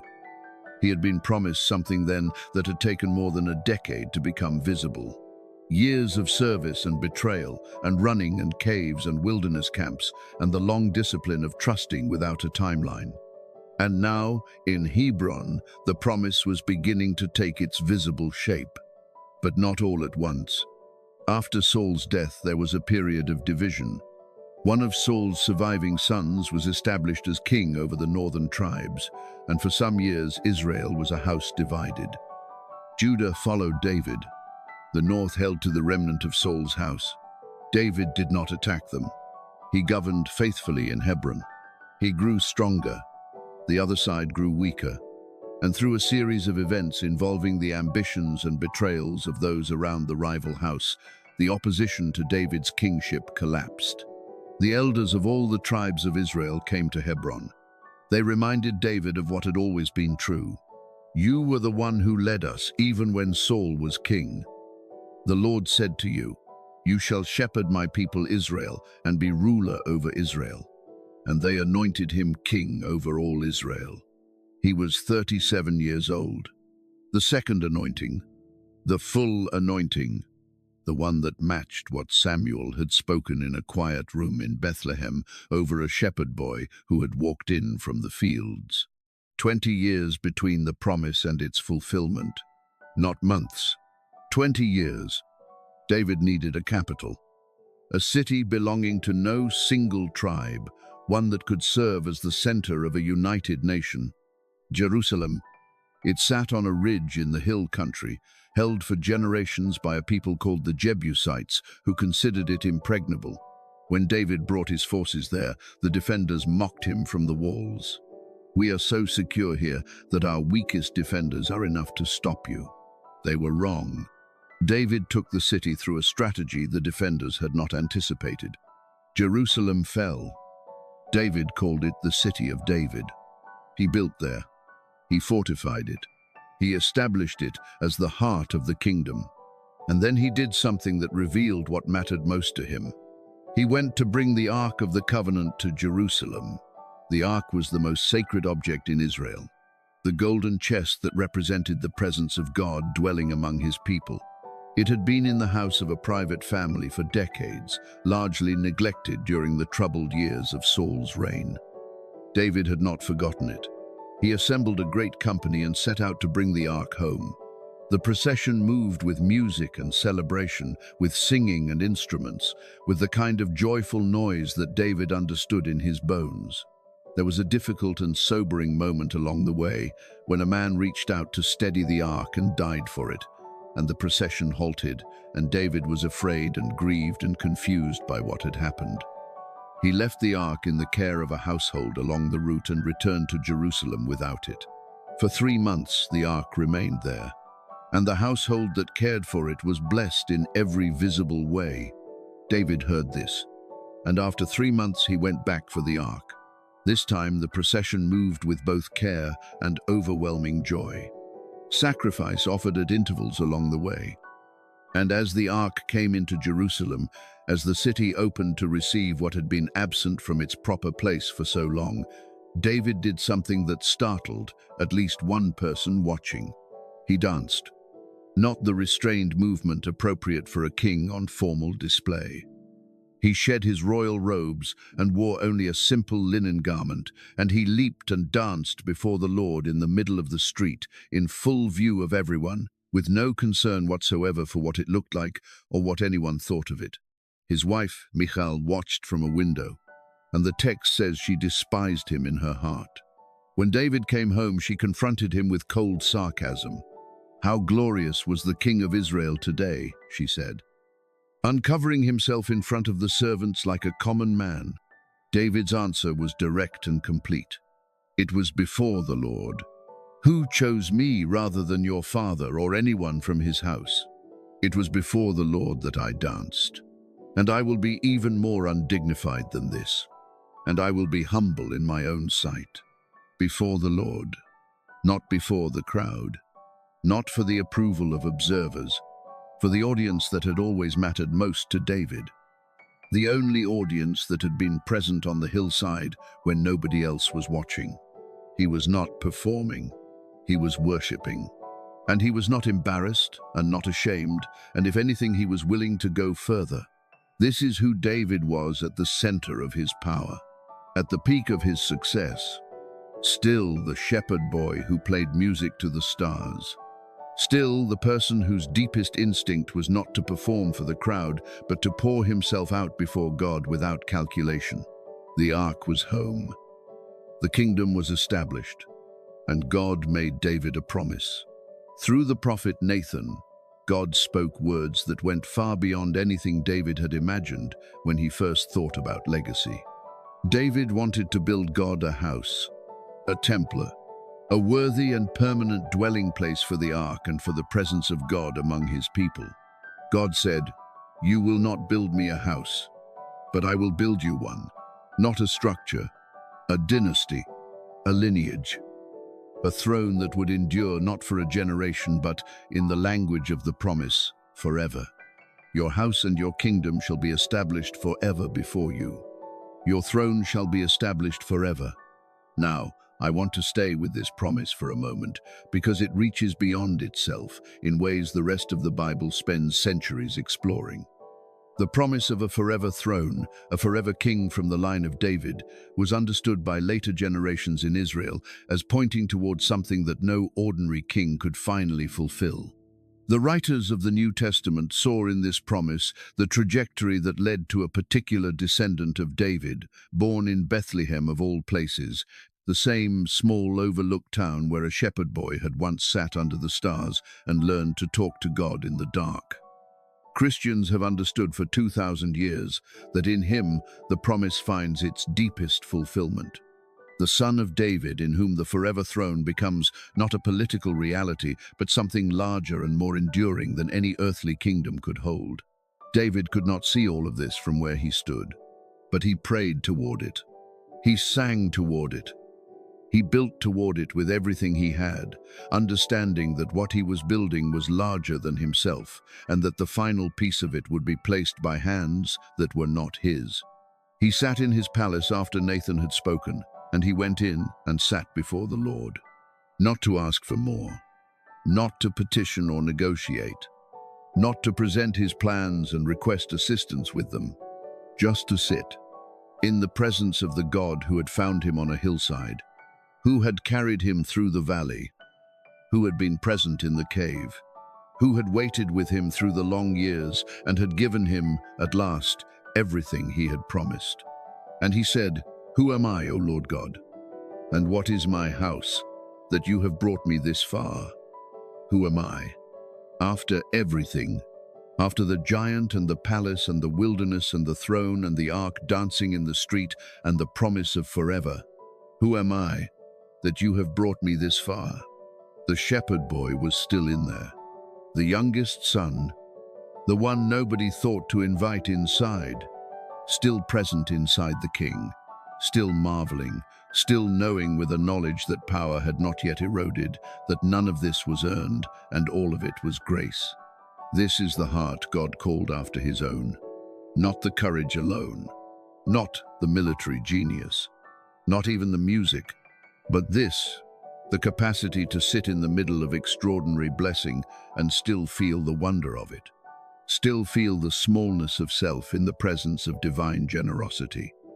Still know, clearly and honestly, that the story did not begin with David and would not end with him, and that his part in it was gift, not achievement.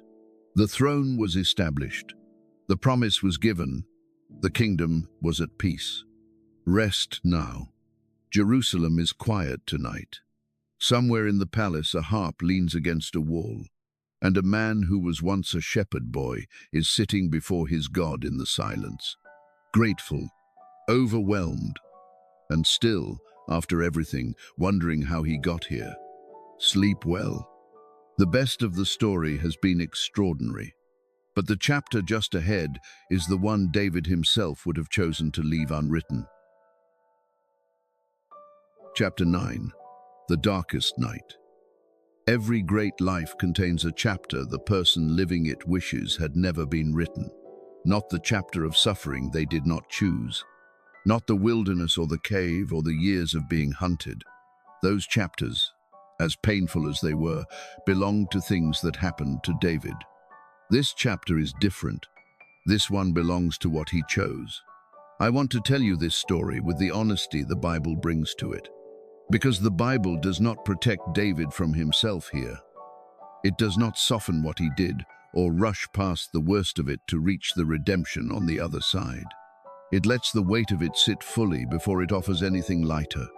And I think that is because the weight is the point. Not to condemn him across 3,000 years of history, but to show us something true about the human heart. That the same person who ran toward Goliath in the name of God can, under different conditions, walk toward something that diminishes him in ways the battlefield never did. That greatness and failure are not always opposites. Sometimes they live in the same person, in different seasons, under different conditions. It began in the spring. The text marks the season with deliberate care.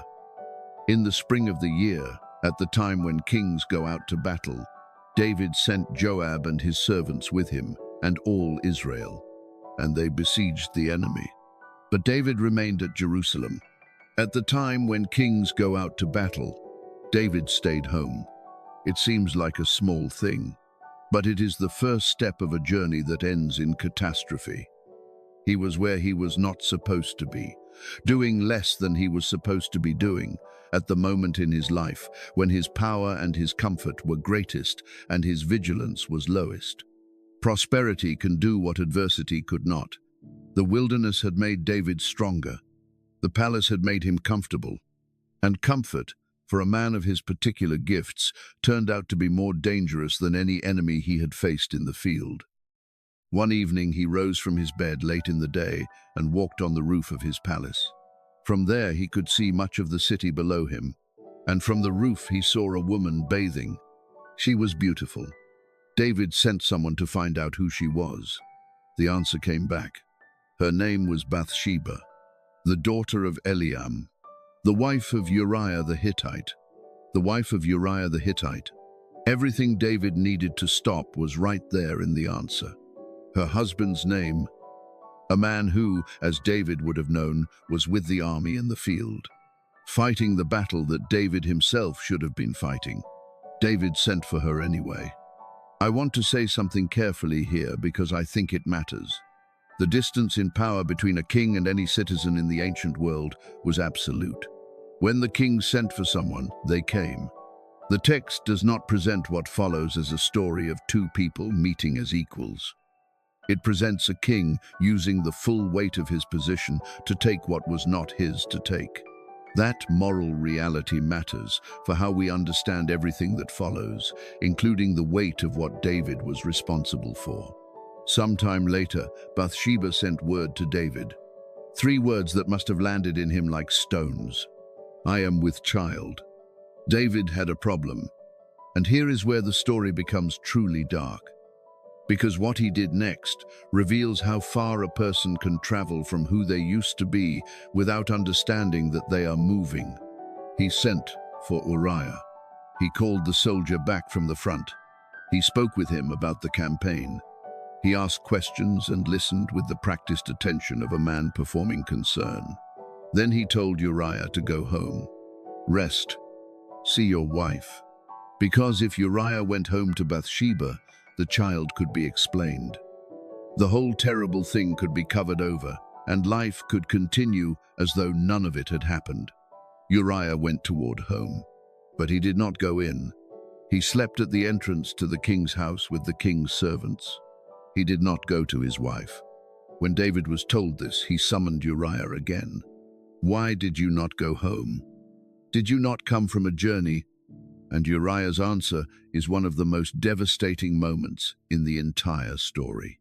Not because it was designed as an accusation, but because it was simply the honest expression of who Uriah was.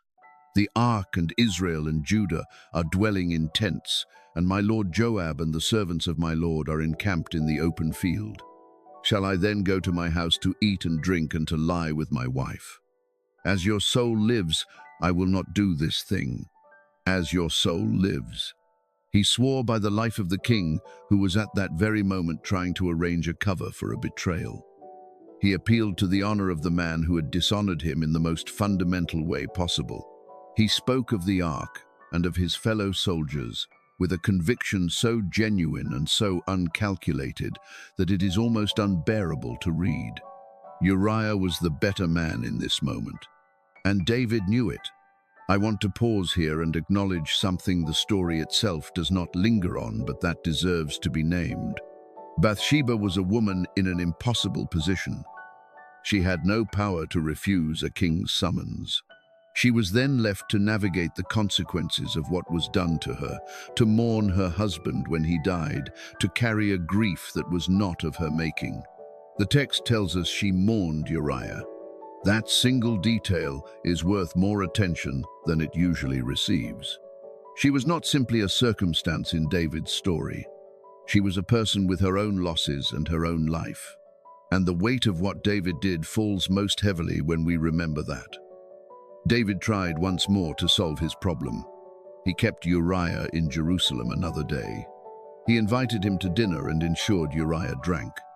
Surely in the looseness of that, he would go home. Uriah slept again among the king's servants, and David, finding no other way out, made the darkest choice available to him. He wrote a letter to Joab, his military commander. He sealed it. And he sent it by the hand of Uriah himself, so that the man carried his own death sentence back to the battlefield without knowing what he was carrying. The letter said, "Set Uriah in the forefront of the hottest battle and draw back from him, that he may be struck down and die." Joab did as the king commanded. Uriah the Hittite, the loyal soldier who would not go home to his wife because his brothers were sleeping in open fields and the ark of God was in a tent, was placed at the most dangerous point of the battle. The men around him withdrew. Uriah died. When the news reached David, he received it with the composure of a man who had already made his peace with what he had decided. He sent word to Joab, "Do not let this trouble you. These things happen in war. Press the Zig." When Bathsheba heard that her husband was dead, she mourned him. When the mourning was over, David sent for her, and she became his wife. And then the text says something that falls into the narrative, like a stone into still water. But the thing that David had done displeased the Lord. One sentence. After all of it, now I want to be careful about how we understand what happened here. David's fall did not occur because he was secretly always this person underneath the shepherd and the warrior and the poet. It did not happen because the faith was never real or the anointing was a mistake. It happened because he was human. Because power accumulated over time changes the conditions of a life in ways that require constant vigilance to resist. Because the gifts that make a person capable of great good can become instruments of great harm when they turn from God toward the gratification of self. He had stopped asking what God wanted. He had started, in this terrible season, asking only what David wanted. And the consequences were catastrophic, not only for Bathsheba and Uriah, though they were catastrophic for them. For David, for his family, for the nation. The violence he introduced into his house would breed more violence. The seeds planted here would grow into every corner of his family's life in ways that would cause him more suffering than any enemy he had ever faced. God sent a man named Nathan to David. Nathan was a prophet. He was also, clearly, a man of extraordinary courage. Because what God asked of him required walking into the presence of the most powerful man in Israel and telling him the truth about himself. Nathan came to David and told him a story. There were two men in a city. One was rich, with flocks and herds beyond counting. The other was poor, with nothing except one small ewe lamb. He had raised her from birth.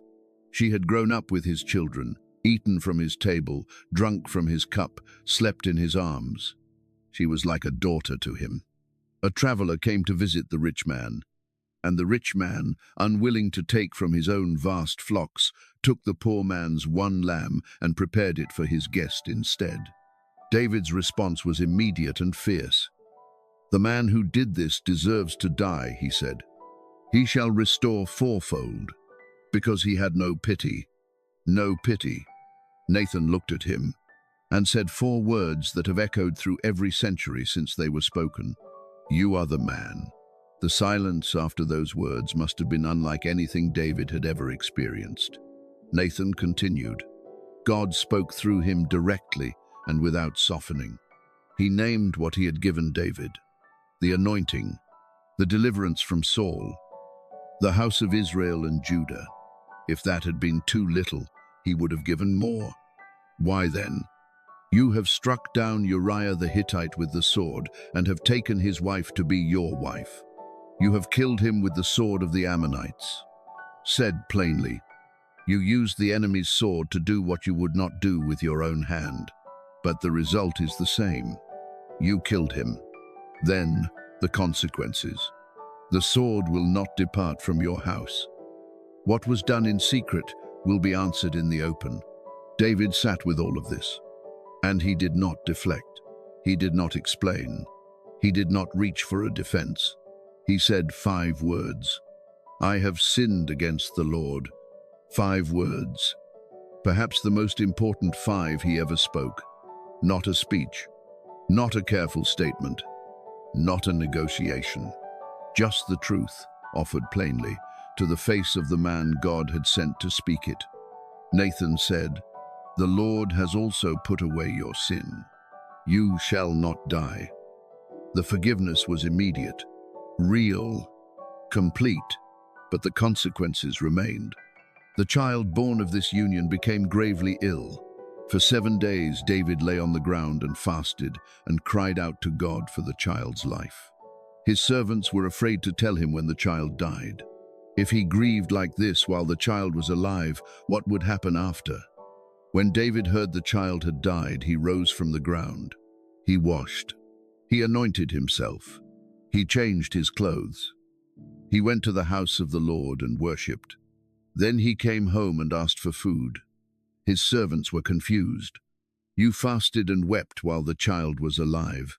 Now that he is dead, you rise and eat. Why?" David's answer revealed something deep about his understanding of God. "While the child was alive, I fasted and wept. For I said, 'Who knows whether the Lord will be gracious to me and the child will live?'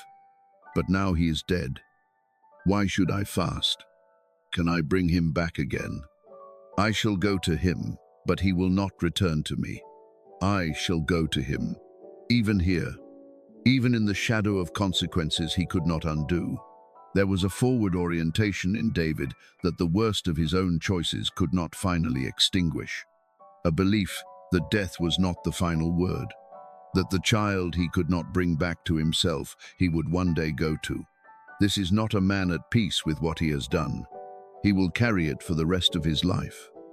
The psalm he writes in the aftermath will make that clear, and we will walk through it together in the chapter just ahead.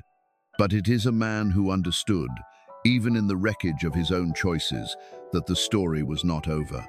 That God was still God. That mercy was still available. Even here, rest now. This has been a heavy chapter to carry, but the weight is not the last word. It never is. What comes next is the most honest prayer ever written. And I believe it was written for nights like this one, for people carrying exactly the kind of weight you may be carrying right now. Hold on. What comes next is for you. Chapter 10, Psalm 51. There is a prayer that has survived 3,000 years, not because it is polished, not because it presents a version of the spiritual life that is tidy or manageable or easy to live with, but because it is true, completely and uncomfortably and devastatingly true about something that every human being who has ever lived understands from the inside. The experience of knowing you have done something genuinely wrong, and not knowing whether you can ever fully come back from it. Psalm 51 was written by David after Nathan came to him. The ancient inscription tells us this directly. This is not a general meditation on the human condition. It is a specific prayer, written by a specific man in the specific wreckage of the worst choices he ever made. And because it is so specific, because it comes from such a real and particular place of genuine ruin, it has become the prayer of everyone who has ever sat in the rubble of their own life and needed to find words. Let us walk through it slowly tonight. He begins not with confession, but with an appeal. "Have mercy on me, O God, according to your loving kindness. According to the multitude of your tender mercies, blot out my transgressions." He does not begin by explaining himself. He does not lead with mitigating circumstances or a careful accounting of what led him here. He begins by looking at God and saying, "I am not appealing to my record. I am not appealing to my past faithfulness or anything I have ever done that might give you a reason to hear me. I am appealing to your nature, your loving kindness, your tender mercies." The Hebrew word behind loving kindness is chesed, one of the most important words in all of Scripture, the word for the covenant love of God, loyal, steadfast, unbreakable, the love that does not leave when the person being loved fails. The love that is rooted at its deepest level, not in the deserving of the one being loved, but in the character of the one doing the loving. David is saying, "I have nothing to offer. I am coming with only this one thing, that your mercy is larger than my failure, that your chesed is not contingent on my consistency. And then he begins to say what needs to be said. Wash me thoroughly from my iniquity and cleanse me from my sin. Thoroughly. Not enough to make things look acceptable from a distance. All the way through. Into the places nobody else can see but that David knows are contaminated. For I acknowledge my transgressions, and my sin is always before me. Always before me. He cannot stop seeing it. Not with the passage of time. It is with him constantly. He is not writing this psalm to perform contrition for an audience. He is writing it because the weight is so real and so constant that he has to give it somewhere to go. Against you, you only, have I sinned, and done this evil in your sight. This line has prompted careful readers to ask difficult questions for a very long time. Against you only. What about Uriah? What about Bathsheba? One way to understand this, and it is how many readers across many centuries have approached it, is that David is not saying no human beings were harmed. He is saying something deeper about the nature of sin itself. That every act which harms another person is, at its deepest root, a rejection of the God in whose image that person was made. A turning away from the one to whom all things belong. David is not minimizing the harm done to Uriah and Bathsheba. He is seeing all the way to the bottom of what he has done. All the way to the orientation of heart that had to turn away from God before any of the rest of it could happen. Behold, I was brought forth in iniquity, and in sin my mother conceived me. This is not an excuse. David is not blaming his birth or his humanity for what he chose. He is making an honest statement about the human condition. What he has done is not a strange anomaly in an otherwise pure nature. It is an expression of something broken that runs through all of us. He is refusing to treat himself as an exception. Refusing to say, I cannot understand how someone like me could do something like this. He understands completely. He is a human being, and this is what human beings are capable of, including him. Behold, you desire truth in the inward parts. Truth in the inward parts, not in the performance, not in the public presentation, in the hidden places, the parts of a person that only God can see. This is what God has always been after, not external compliance, not correct ritual observed from a distance from the heart, but the interior reality, the hidden truth, the person who exists when no one is watching. David had failed God in the hidden place, and now he is asking God to do what only God can do. Come into the hidden place and create something different there. Create in me a clean heart, O God, and renew a steadfast spirit within me. Create. The Hebrew word is bara. Many scholars note that in the Old Testament this word is consistently associated with a kind of making that belongs specifically to God, bringing into existence something that was not there before. The same word used in the opening of Genesis, in the beginning God created the heavens and the earth. David is not asking God to repair his heart.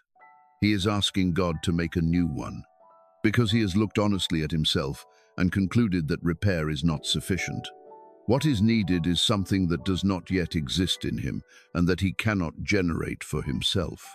Make something new in me, something I cannot manufacture on my own. Do not cast me away from your presence, and do not take your Holy Spirit from me. This is the fear underneath everything, not the public shame, not even the grief of what has been lost. The fear that what he has done has put him outside the reach of God's presence. That the Spirit which came upon him the day the oil was poured over him in Bethlehem might be taken from him the way it had been taken from Saul. He has seen what that looks like. He lived in Saul's palace and played music for a man from whom the Spirit had departed. He knows what moves into the space that the Spirit leaves behind. Please, do not let that be me. Restore to me the joy of your salvation, and uphold me by your generous spirit. Restore, a different word from create, because the joy of salvation is not something David never had. It was there on the hillside, in the valley, in the cave, in the dancing before the ark. He had known this joy, and now it was gone. Bring it back. Give me back what I used to know. The lightness, the certainty, the sense of being held by a God who was genuinely and actively present. And then David makes a promise. Then I will teach transgressors your ways, and sinners shall be converted to you. Then, after the restoration, after the clean heart, after the joy returns, I will tell others, not hide what happened, not maintain the image of a king who never fell, but use what he has been through. Let the experience of having been in the deepest darkness and finding that God was even there become something that helps other people find their way back from their own dark places. This is perhaps the most unexpected turn in the entire psalm. David is saying, I will not let this be only a monument to my failure. In God's hands, somehow, it will become something that lights a path for others. And then the line that upends everything about religious performance. You do not desire sacrifice, or else I would give it. You do not delight in burnt offering. In a religious culture built around sacrifice, this is a striking claim.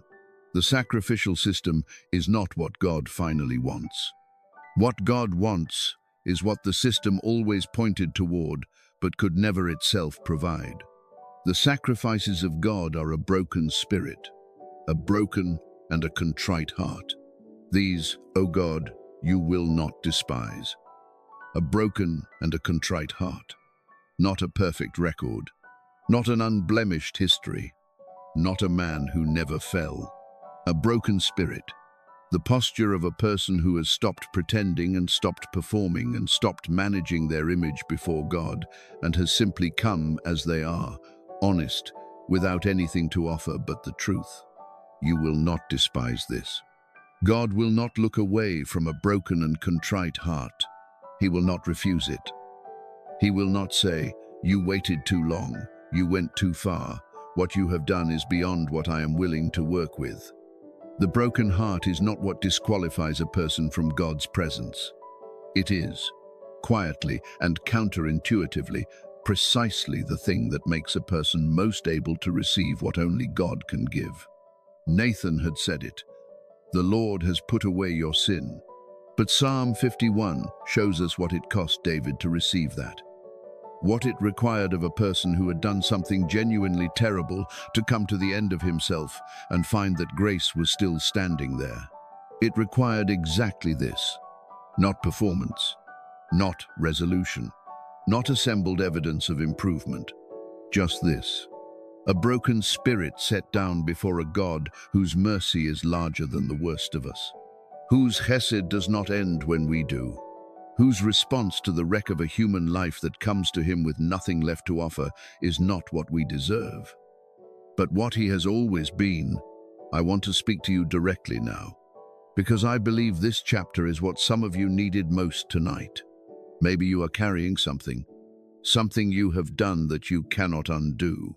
Something that replays in the quiet moments when there is nothing left to distract you from it. The version of yourself that made that choice. The person who was harmed. The gap between who you wanted to be and what you actually did. Hear what Psalm 51 says to that. You are not too broken to be received. Your failure is not larger than His mercy. The thing you cannot stop seeing in front of you is not outside the reach of a God whose hesed is not contingent on your consistency. Create in me a clean heart, O God. He can do that. He did it for David. In the ruins.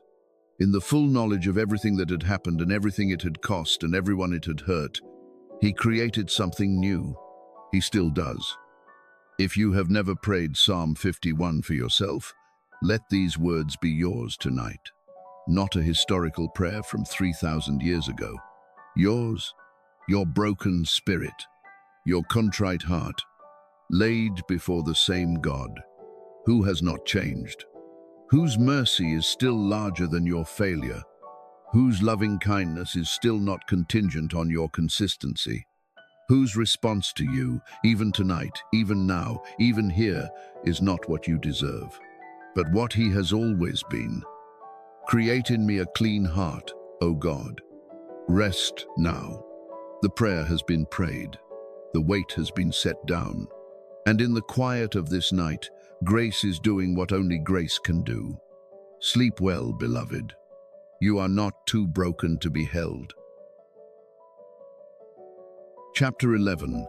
The Legacy. There comes a moment in every life when the great question shifts.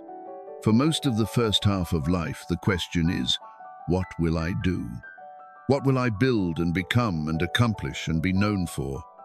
But there comes a time, different for every person, when that question steps quietly aside and a deeper one takes its place. What will remain when I am gone? David reached this question in the final years of his life. The kingdom was established. The wars were largely behind him. The decades of running and fighting and building and failing and being rebuilt had laid their full weight on him. He was old. The body that had carried him through the hills of Bethlehem and the valley of Elah and the caves of the wilderness was finally showing him its limits. But his heart was not finished. And the dream that had lived in him since the day he first looked at Jerusalem and thought about what it could become was still burning. He wanted to build a temple for God. He had brought the ark to Jerusalem. He had given it a place of honor, but a tent had always felt insufficient to him. He lived in a house of cedar while the ark rested in fabric and poles. He said to Nathan, "Look at where I live, and look at where the ark of God dwells." Nathan heard the longing and initially encouraged him. But that night God spoke to Nathan and sent him back to David with a different answer. "You will not build me a house," not because the desire was wrong, not because the love behind it was false, but because David had been a man of war and his hands had shed blood across decades of battle.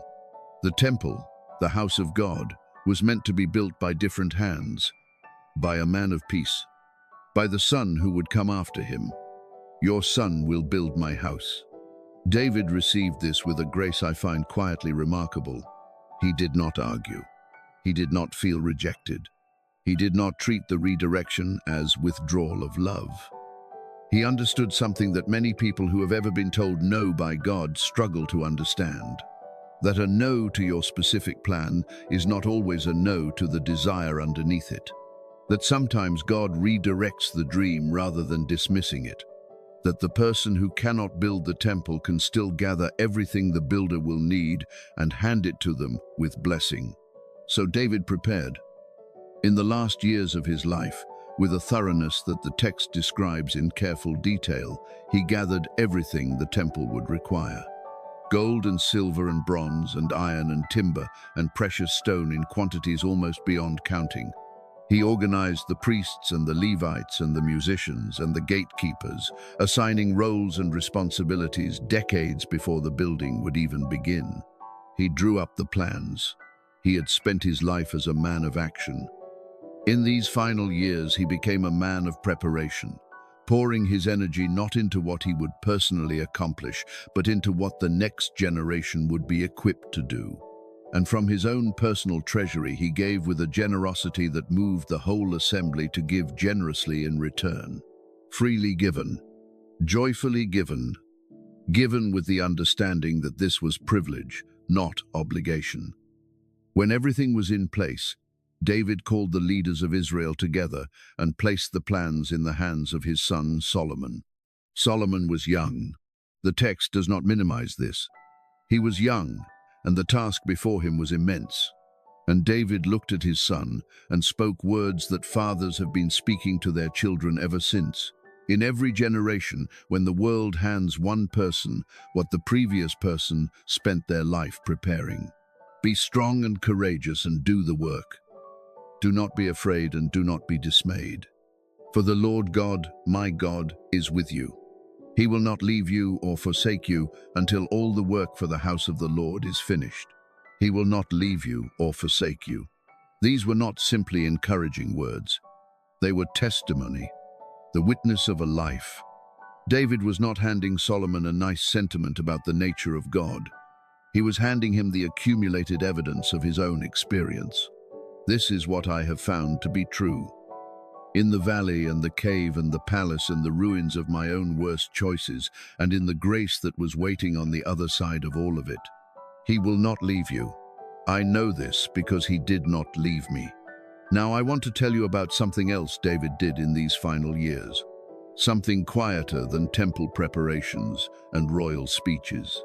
Something that reveals, perhaps more than anything else, the heart that was still beating at the center of who he was. He went looking for Jonathan. Jonathan had been dead for years, fallen on Mount Gilboa. But David had made a promise to Jonathan when they were young men in a field outside Jerusalem, when the future was still unwritten, and Jonathan had given everything and asked for nothing in return, except that David remember his children. David sent someone to find out whether anyone remained from the house of Saul, to whom he could show kindness for Jonathan's sake. They told him about a man named Mephibosheth. He was Jonathan's son, 5 years old when his father died. In the chaos and terror of that day, his nurse had grabbed him and fled. And in the fleeing she had fallen, and the child with her. He had been lame in both feet ever since. He lived in a place called Lo Debar, a name that in the Hebrew carries the sense of nothing, no pasture, a place of nothing, the grandson of a king, the son of the most loyal friend David had ever known, living forgotten in a place whose very name described what his life had become. David sent for him. When Mephibosheth came before the king, he fell on his face and prostrated himself. He was afraid. He was the remnant of a defeated house with every reason to expect the worst. David said to him, "Do not be afraid." Then he said what the covenant had always been moving toward. "I will show you kindness for the sake of your father, Jonathan. I will restore to you all the land that belonged to your grandfather, Saul. And you will eat at my table always. Always. Not once. Not occasionally. Always. A permanent seat. A place at the table for the rest of his life." Mephibosheth could barely take it in. "What is your servant," he said, "that you should show regard for a dead dog such as I?" A dead dog. This is how he understood himself. The discarded remnant of a defeated house.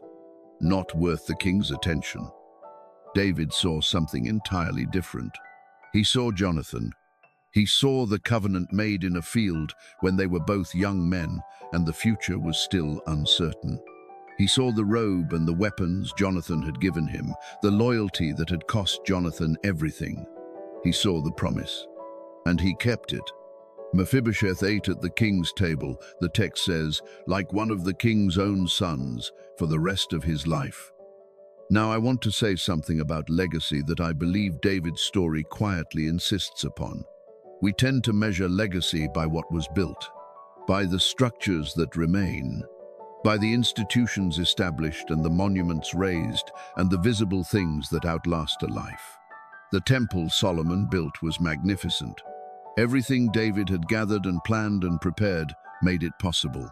It stood as one of the great wonders of the ancient world, and it was eventually destroyed. Not once, but twice. The last stones were pulled down and scattered, and the ark itself was lost to history. But the Psalms are still here. The words David wrote in caves and on hillsides and in the ruins of his own worst season. The prayers he composed when there was nothing else available. The songs he sang to the God he had been learning to know since he was a forgotten boy on a hillside in Bethlehem. 3,000 years. Every language, every culture, every variation of human suffering that history has produced. And in the middle of all of it, in hospital rooms and prisons and places of grief, and on ordinary evenings when something unnamed is aching inside a person who cannot explain why. The Lord is my shepherd. I shall not want. Have mercy on me, O God, according to your loving kindness. I will lift up my eyes to the hills. From where does my help come?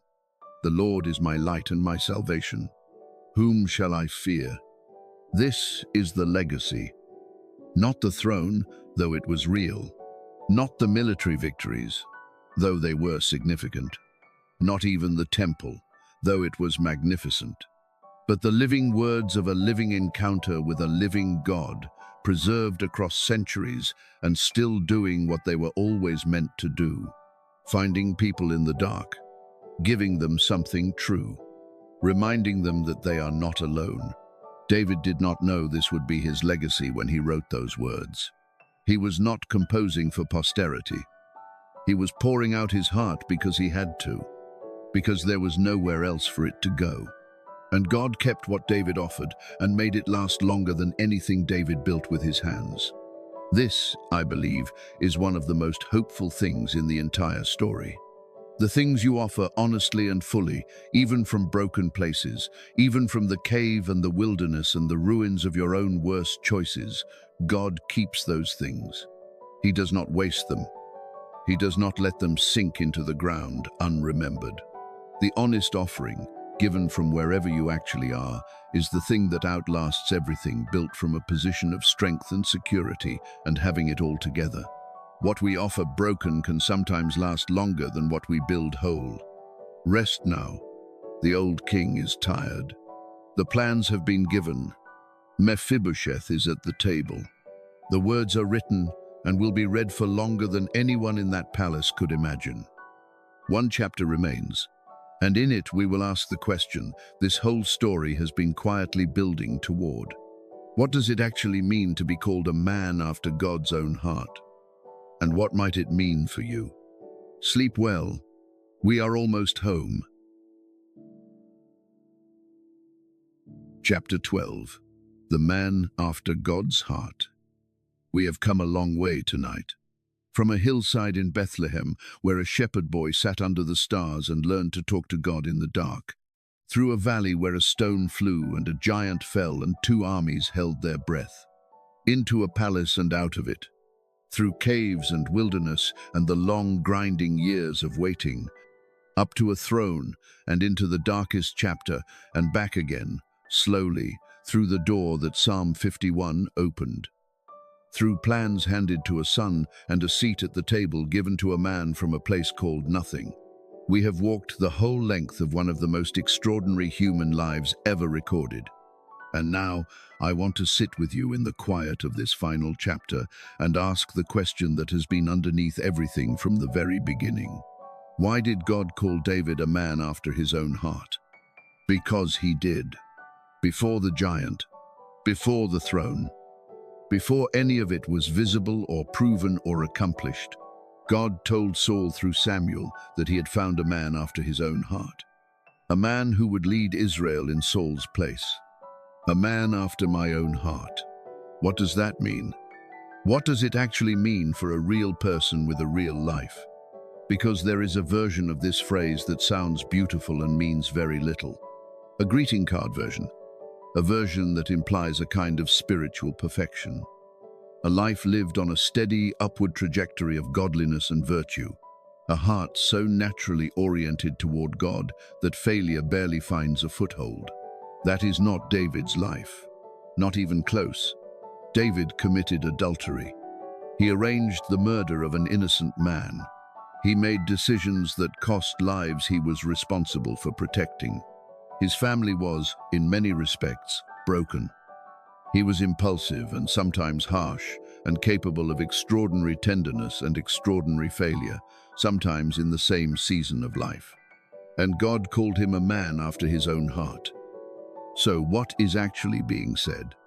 What is the quality in this particular shepherd boy, this particular warrior and poet and king, that earned this description? What did God see when he looked past 7 sons of Jesse and said, "That one"? I want to offer you what I believe after walking this whole story together. And I want to name it as my own reading of it, the reading I find most honest to everything we have seen, while holding it with the humility that any interpretation of something this profound deserves. The first thing I notice is that David always came back. Not immediately. Not without cost. Not always quickly, but always. Every time David moved away from God, through sin or fear or pride, or the slow drift that happens to anyone who gets comfortable enough to stop paying attention, he eventually turned around. He turned around in the cave and wrote psalms that have given people language for their own dark places ever since. He turned around after Nathan confronted him and wrote Psalm 51. He turned around from the seductions of comfort and power, not without leaving damage behind, but he turned. There was something in David that could not finally stay away. A kind of homesickness for God that eventually, no matter how far he had traveled, brought him back toward the only thing that had ever felt like home. A man after God's own heart, as I read it, is not a man who never wanders. It is a man whose heart cannot finally be at peace anywhere else. Who knows, even in the middle of his wandering, that he is in the wrong place? Who has tasted enough of the real thing to recognize every substitution for what it is? Not a heart that never moves away, but a heart that always moves back. The second thing I notice is that David was relentlessly honest with God. Read the Psalms with this in mind. What you find is not a collection of polished religious statements composed from a place of spiritual security. You find the actual unfiltered interior life of a real human being laid out before God without protective covering. The joy in them is almost reckless. The grief is almost unbearable. The anger is real. The doubt is real. There are moments where David all but accuses God of being absent when he was needed. And then the faith that refuses to let go, not because the circumstances have resolved, but because David knows who he is talking to, even when he cannot feel the answer coming back. He treated God as someone real enough to be completely honest with. And this, I think, is one of the deepest marks of a heart oriented toward God. Not theological sophistication, not spiritual performance, but the willingness to bring what you actually have rather than what you think you should have. To trust that the God who made you knows what is in you anyway, and that the only real waste of a prayer is pretending to be someone you are not. The third thing I notice is that David understood what God was actually after. He said it himself in Psalm 51. You do not desire sacrifice. You do not delight in burnt offering. The sacrifices of God are a broken spirit, a broken and a contrite heart. These you will not despise. David understood, in a way that many deeply religious people never fully do, that what God wants from human beings is not religious performance, not ritual compliance, not the external markers of devotion, while the heart remains somewhere else entirely. God wants the heart, the actual one, the interior one, the complicated and honest and sometimes broken real one, not the presented version, not the version prepared for public consumption, the one that exists when no one is watching and nothing is required. And David gave God that heart, with all its complications, with all its failures. He gave God the real thing and kept giving it back every time he drifted away and eventually came back again. This is what makes him a man after God's own heart. Not the quality of the heart, but the direction of it, the persistent, returning, honest orientation toward God that characterized the overall arc of his life. Not because he was always close, but because he always knew the way back and always, eventually, took it. Now, I want to bring this as close to you as I possibly can, because I do not believe this story was preserved for 3,000 years so that we could admire a historical figure at a safe and reverent distance. I believe it was preserved because God is still looking for the same thing. Not perfect people, not people whose record is clean and whose history is uncomplicated and whose faith has never bent under the weight of a real and difficult life. Not people who have everything sorted and all their habits perfectly formed and all their relationships entirely whole. People whose hearts move toward God. People who, when they drift, feel the distance and eventually turn around. People who bring their actual selves into prayer rather than the version they wish they were. People who have understood, through experience and not just through teaching, that what God is after is not their performance, their heart. Maybe that is you tonight. Maybe you have been carrying a story that does not feel like the kind of story God could use. Maybe you have a chapter you wish had not been written, a cave you are still sitting in and cannot see the way out of, a Psalm 51 moment you have not yet found the words to pray your way through. Hear what David's life says to that. God did not choose him because his story was clean. He chose him because his heart was oriented in the right direction. And that orientation, that persistent, returning, honest, stubborn movement toward God was enough. Even through everything, even through the worst of it, it was enough. Your story is not disqualifying you. Your failures are not the final word about you. The chapter you wish had not been written does not determine the ending of the book. What God is asking for is not a better record. It is the same thing he was asking for when he looked past 7 sons of Jesse and asked whether there was anyone still out in the field. The heart, your actual heart, however it is tonight, whatever condition it is in, however far it has traveled from where you know it should be, bring it. Just as David brought his, broken and honest, and not entirely put together, and still finding its way back after every time it got lost. Bring it. The last song David composed, recorded near the end of his story, contains these words: "Is not my house right with God? Has he not made with me an everlasting covenant, ordered in all things and secure? Is not my house right with God? Is not my record clean? Not, have I not done everything correctly? But, is not the covenant secure? Is not the relationship intact? Not because of my perfection, because of his faithfulness?" And the answer, after everything, after the whole long, complicated, extraordinary, painful, glorious life of David of Bethlehem, is yes. Yes, the covenant is secure. The promise is standing. The house is right with God, because God is faithful when we are not, because his Hesed, his steadfast covenant love, is not contingent on our consistency, because the shepherd does not abandon the sheep when the sheep wanders. He goes after it. He brings it back. He carries it home on his shoulders, and then he makes it lie down in green pastures.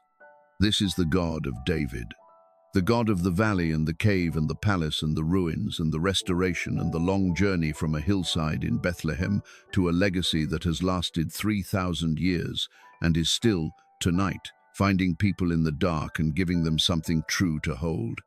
This is your God, not a God who requires you to have it together before he receives you, not a God who measures your worth by how well you are currently doing, not a God who loves you in proportion to your performance. A God whose love is not based on your performance.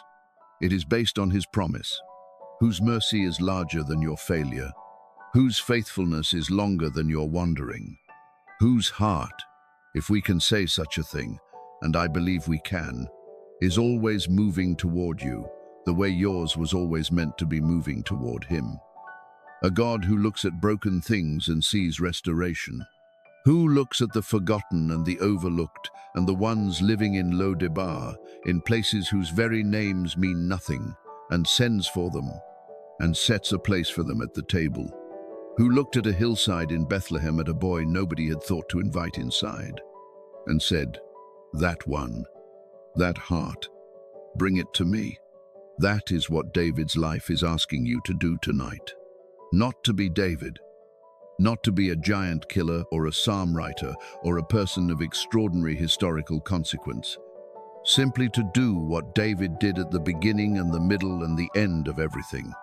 Turn your face toward God. Bring your real self, your actual heart, your honest questions and your genuine fear and your real grief and your true longing. And trust that the God who found a shepherd boy on a hillside in Bethlehem when nobody else was looking, the God who was present in the valley and the cave and the palace and the ruins and the slow, faithful restoration, that same God can find you too. He already has. Let us pray. God of David, God of the hillside and the valley and the cave and the palace, God of Psalm 23 and Psalm 51, and the last song of an old king looking back across a life that was not clean but was yours. Thank you for this story, for preserving it across 3,000 years with all of its complications and its failures and its extraordinary grace intact, for not protecting David from himself in the telling of it. Because in not protecting him, you showed us something true about what you do with the broken things that come to you. Thank you that your love is not based on our performance, that your faithfulness is longer than our wandering, that the way back is always open, that a broken and a contrite heart is not rejected but received.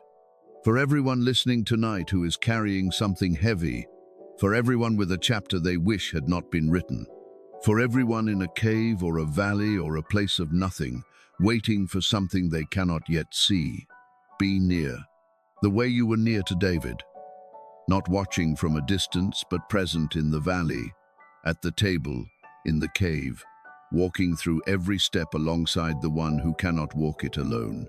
Remind us tonight that we are not too broken to be held, not too far gone to be found, not too ordinary to be chosen, that you are still the God who looks past what everyone else sees and looks at the heart, and that the heart you see tonight, however it is, however far it has traveled, is still the heart you are looking for.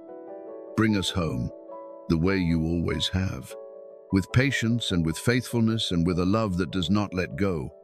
Thank you for David, for the Psalms, for the valley and the cave and the throne and the ruins and the restoration, for the seat at the table given to a man from a place called nothing, for the stone that flew true in the valley of Elah, for the oil poured over a shepherd boy in Bethlehem, for the harp that drove back the darkness, for the prayer that began, "Have mercy on me, O God, according to your loving kindness." For all of it, to you be all glory, now and always, through everything and beyond everything. Amen. Sleep now, beloved. You have walked the whole length of one of the greatest stories ever told. From the forgotten hillside to the valley of the giant, from the cave to the throne, from the darkest night to the prayer that opened the door back into light. And what you have found at the end of all of it is the same thing David found, that the God who started this story never stopped writing it, that the shepherd who found a boy on a hillside never stopped watching over him, that the love that began in Bethlehem under the stars carried him through everything, the lion and the bear and the giant and the spear and the cave and the palace and the ruins and the restoration and the long, faithful, ordinary years of building something for someone else to finish. All of it held in hands that do not drop what they carry. You are held tonight, not because of your record, not because of your consistency, not because you have managed to keep your heart perfectly oriented toward God every single day without fail, but because He is faithful when you are not, because His love is not contingent on your performance. It is rooted in His promise, and His promises do not expire. The night is deep, the story is complete, and somewhere beyond what the eye can see, on hills greener than Bethlehem and in a city more golden than Jerusalem, a shepherd boy who became a king is doing what he always did best, playing music before the Lord. And the Lord is listening. Sleep well, beloved child of God. The giant is down. The cave is behind you. The covenant is secure, and you are held deeply, faithfully, completely, forever and ever. Amen.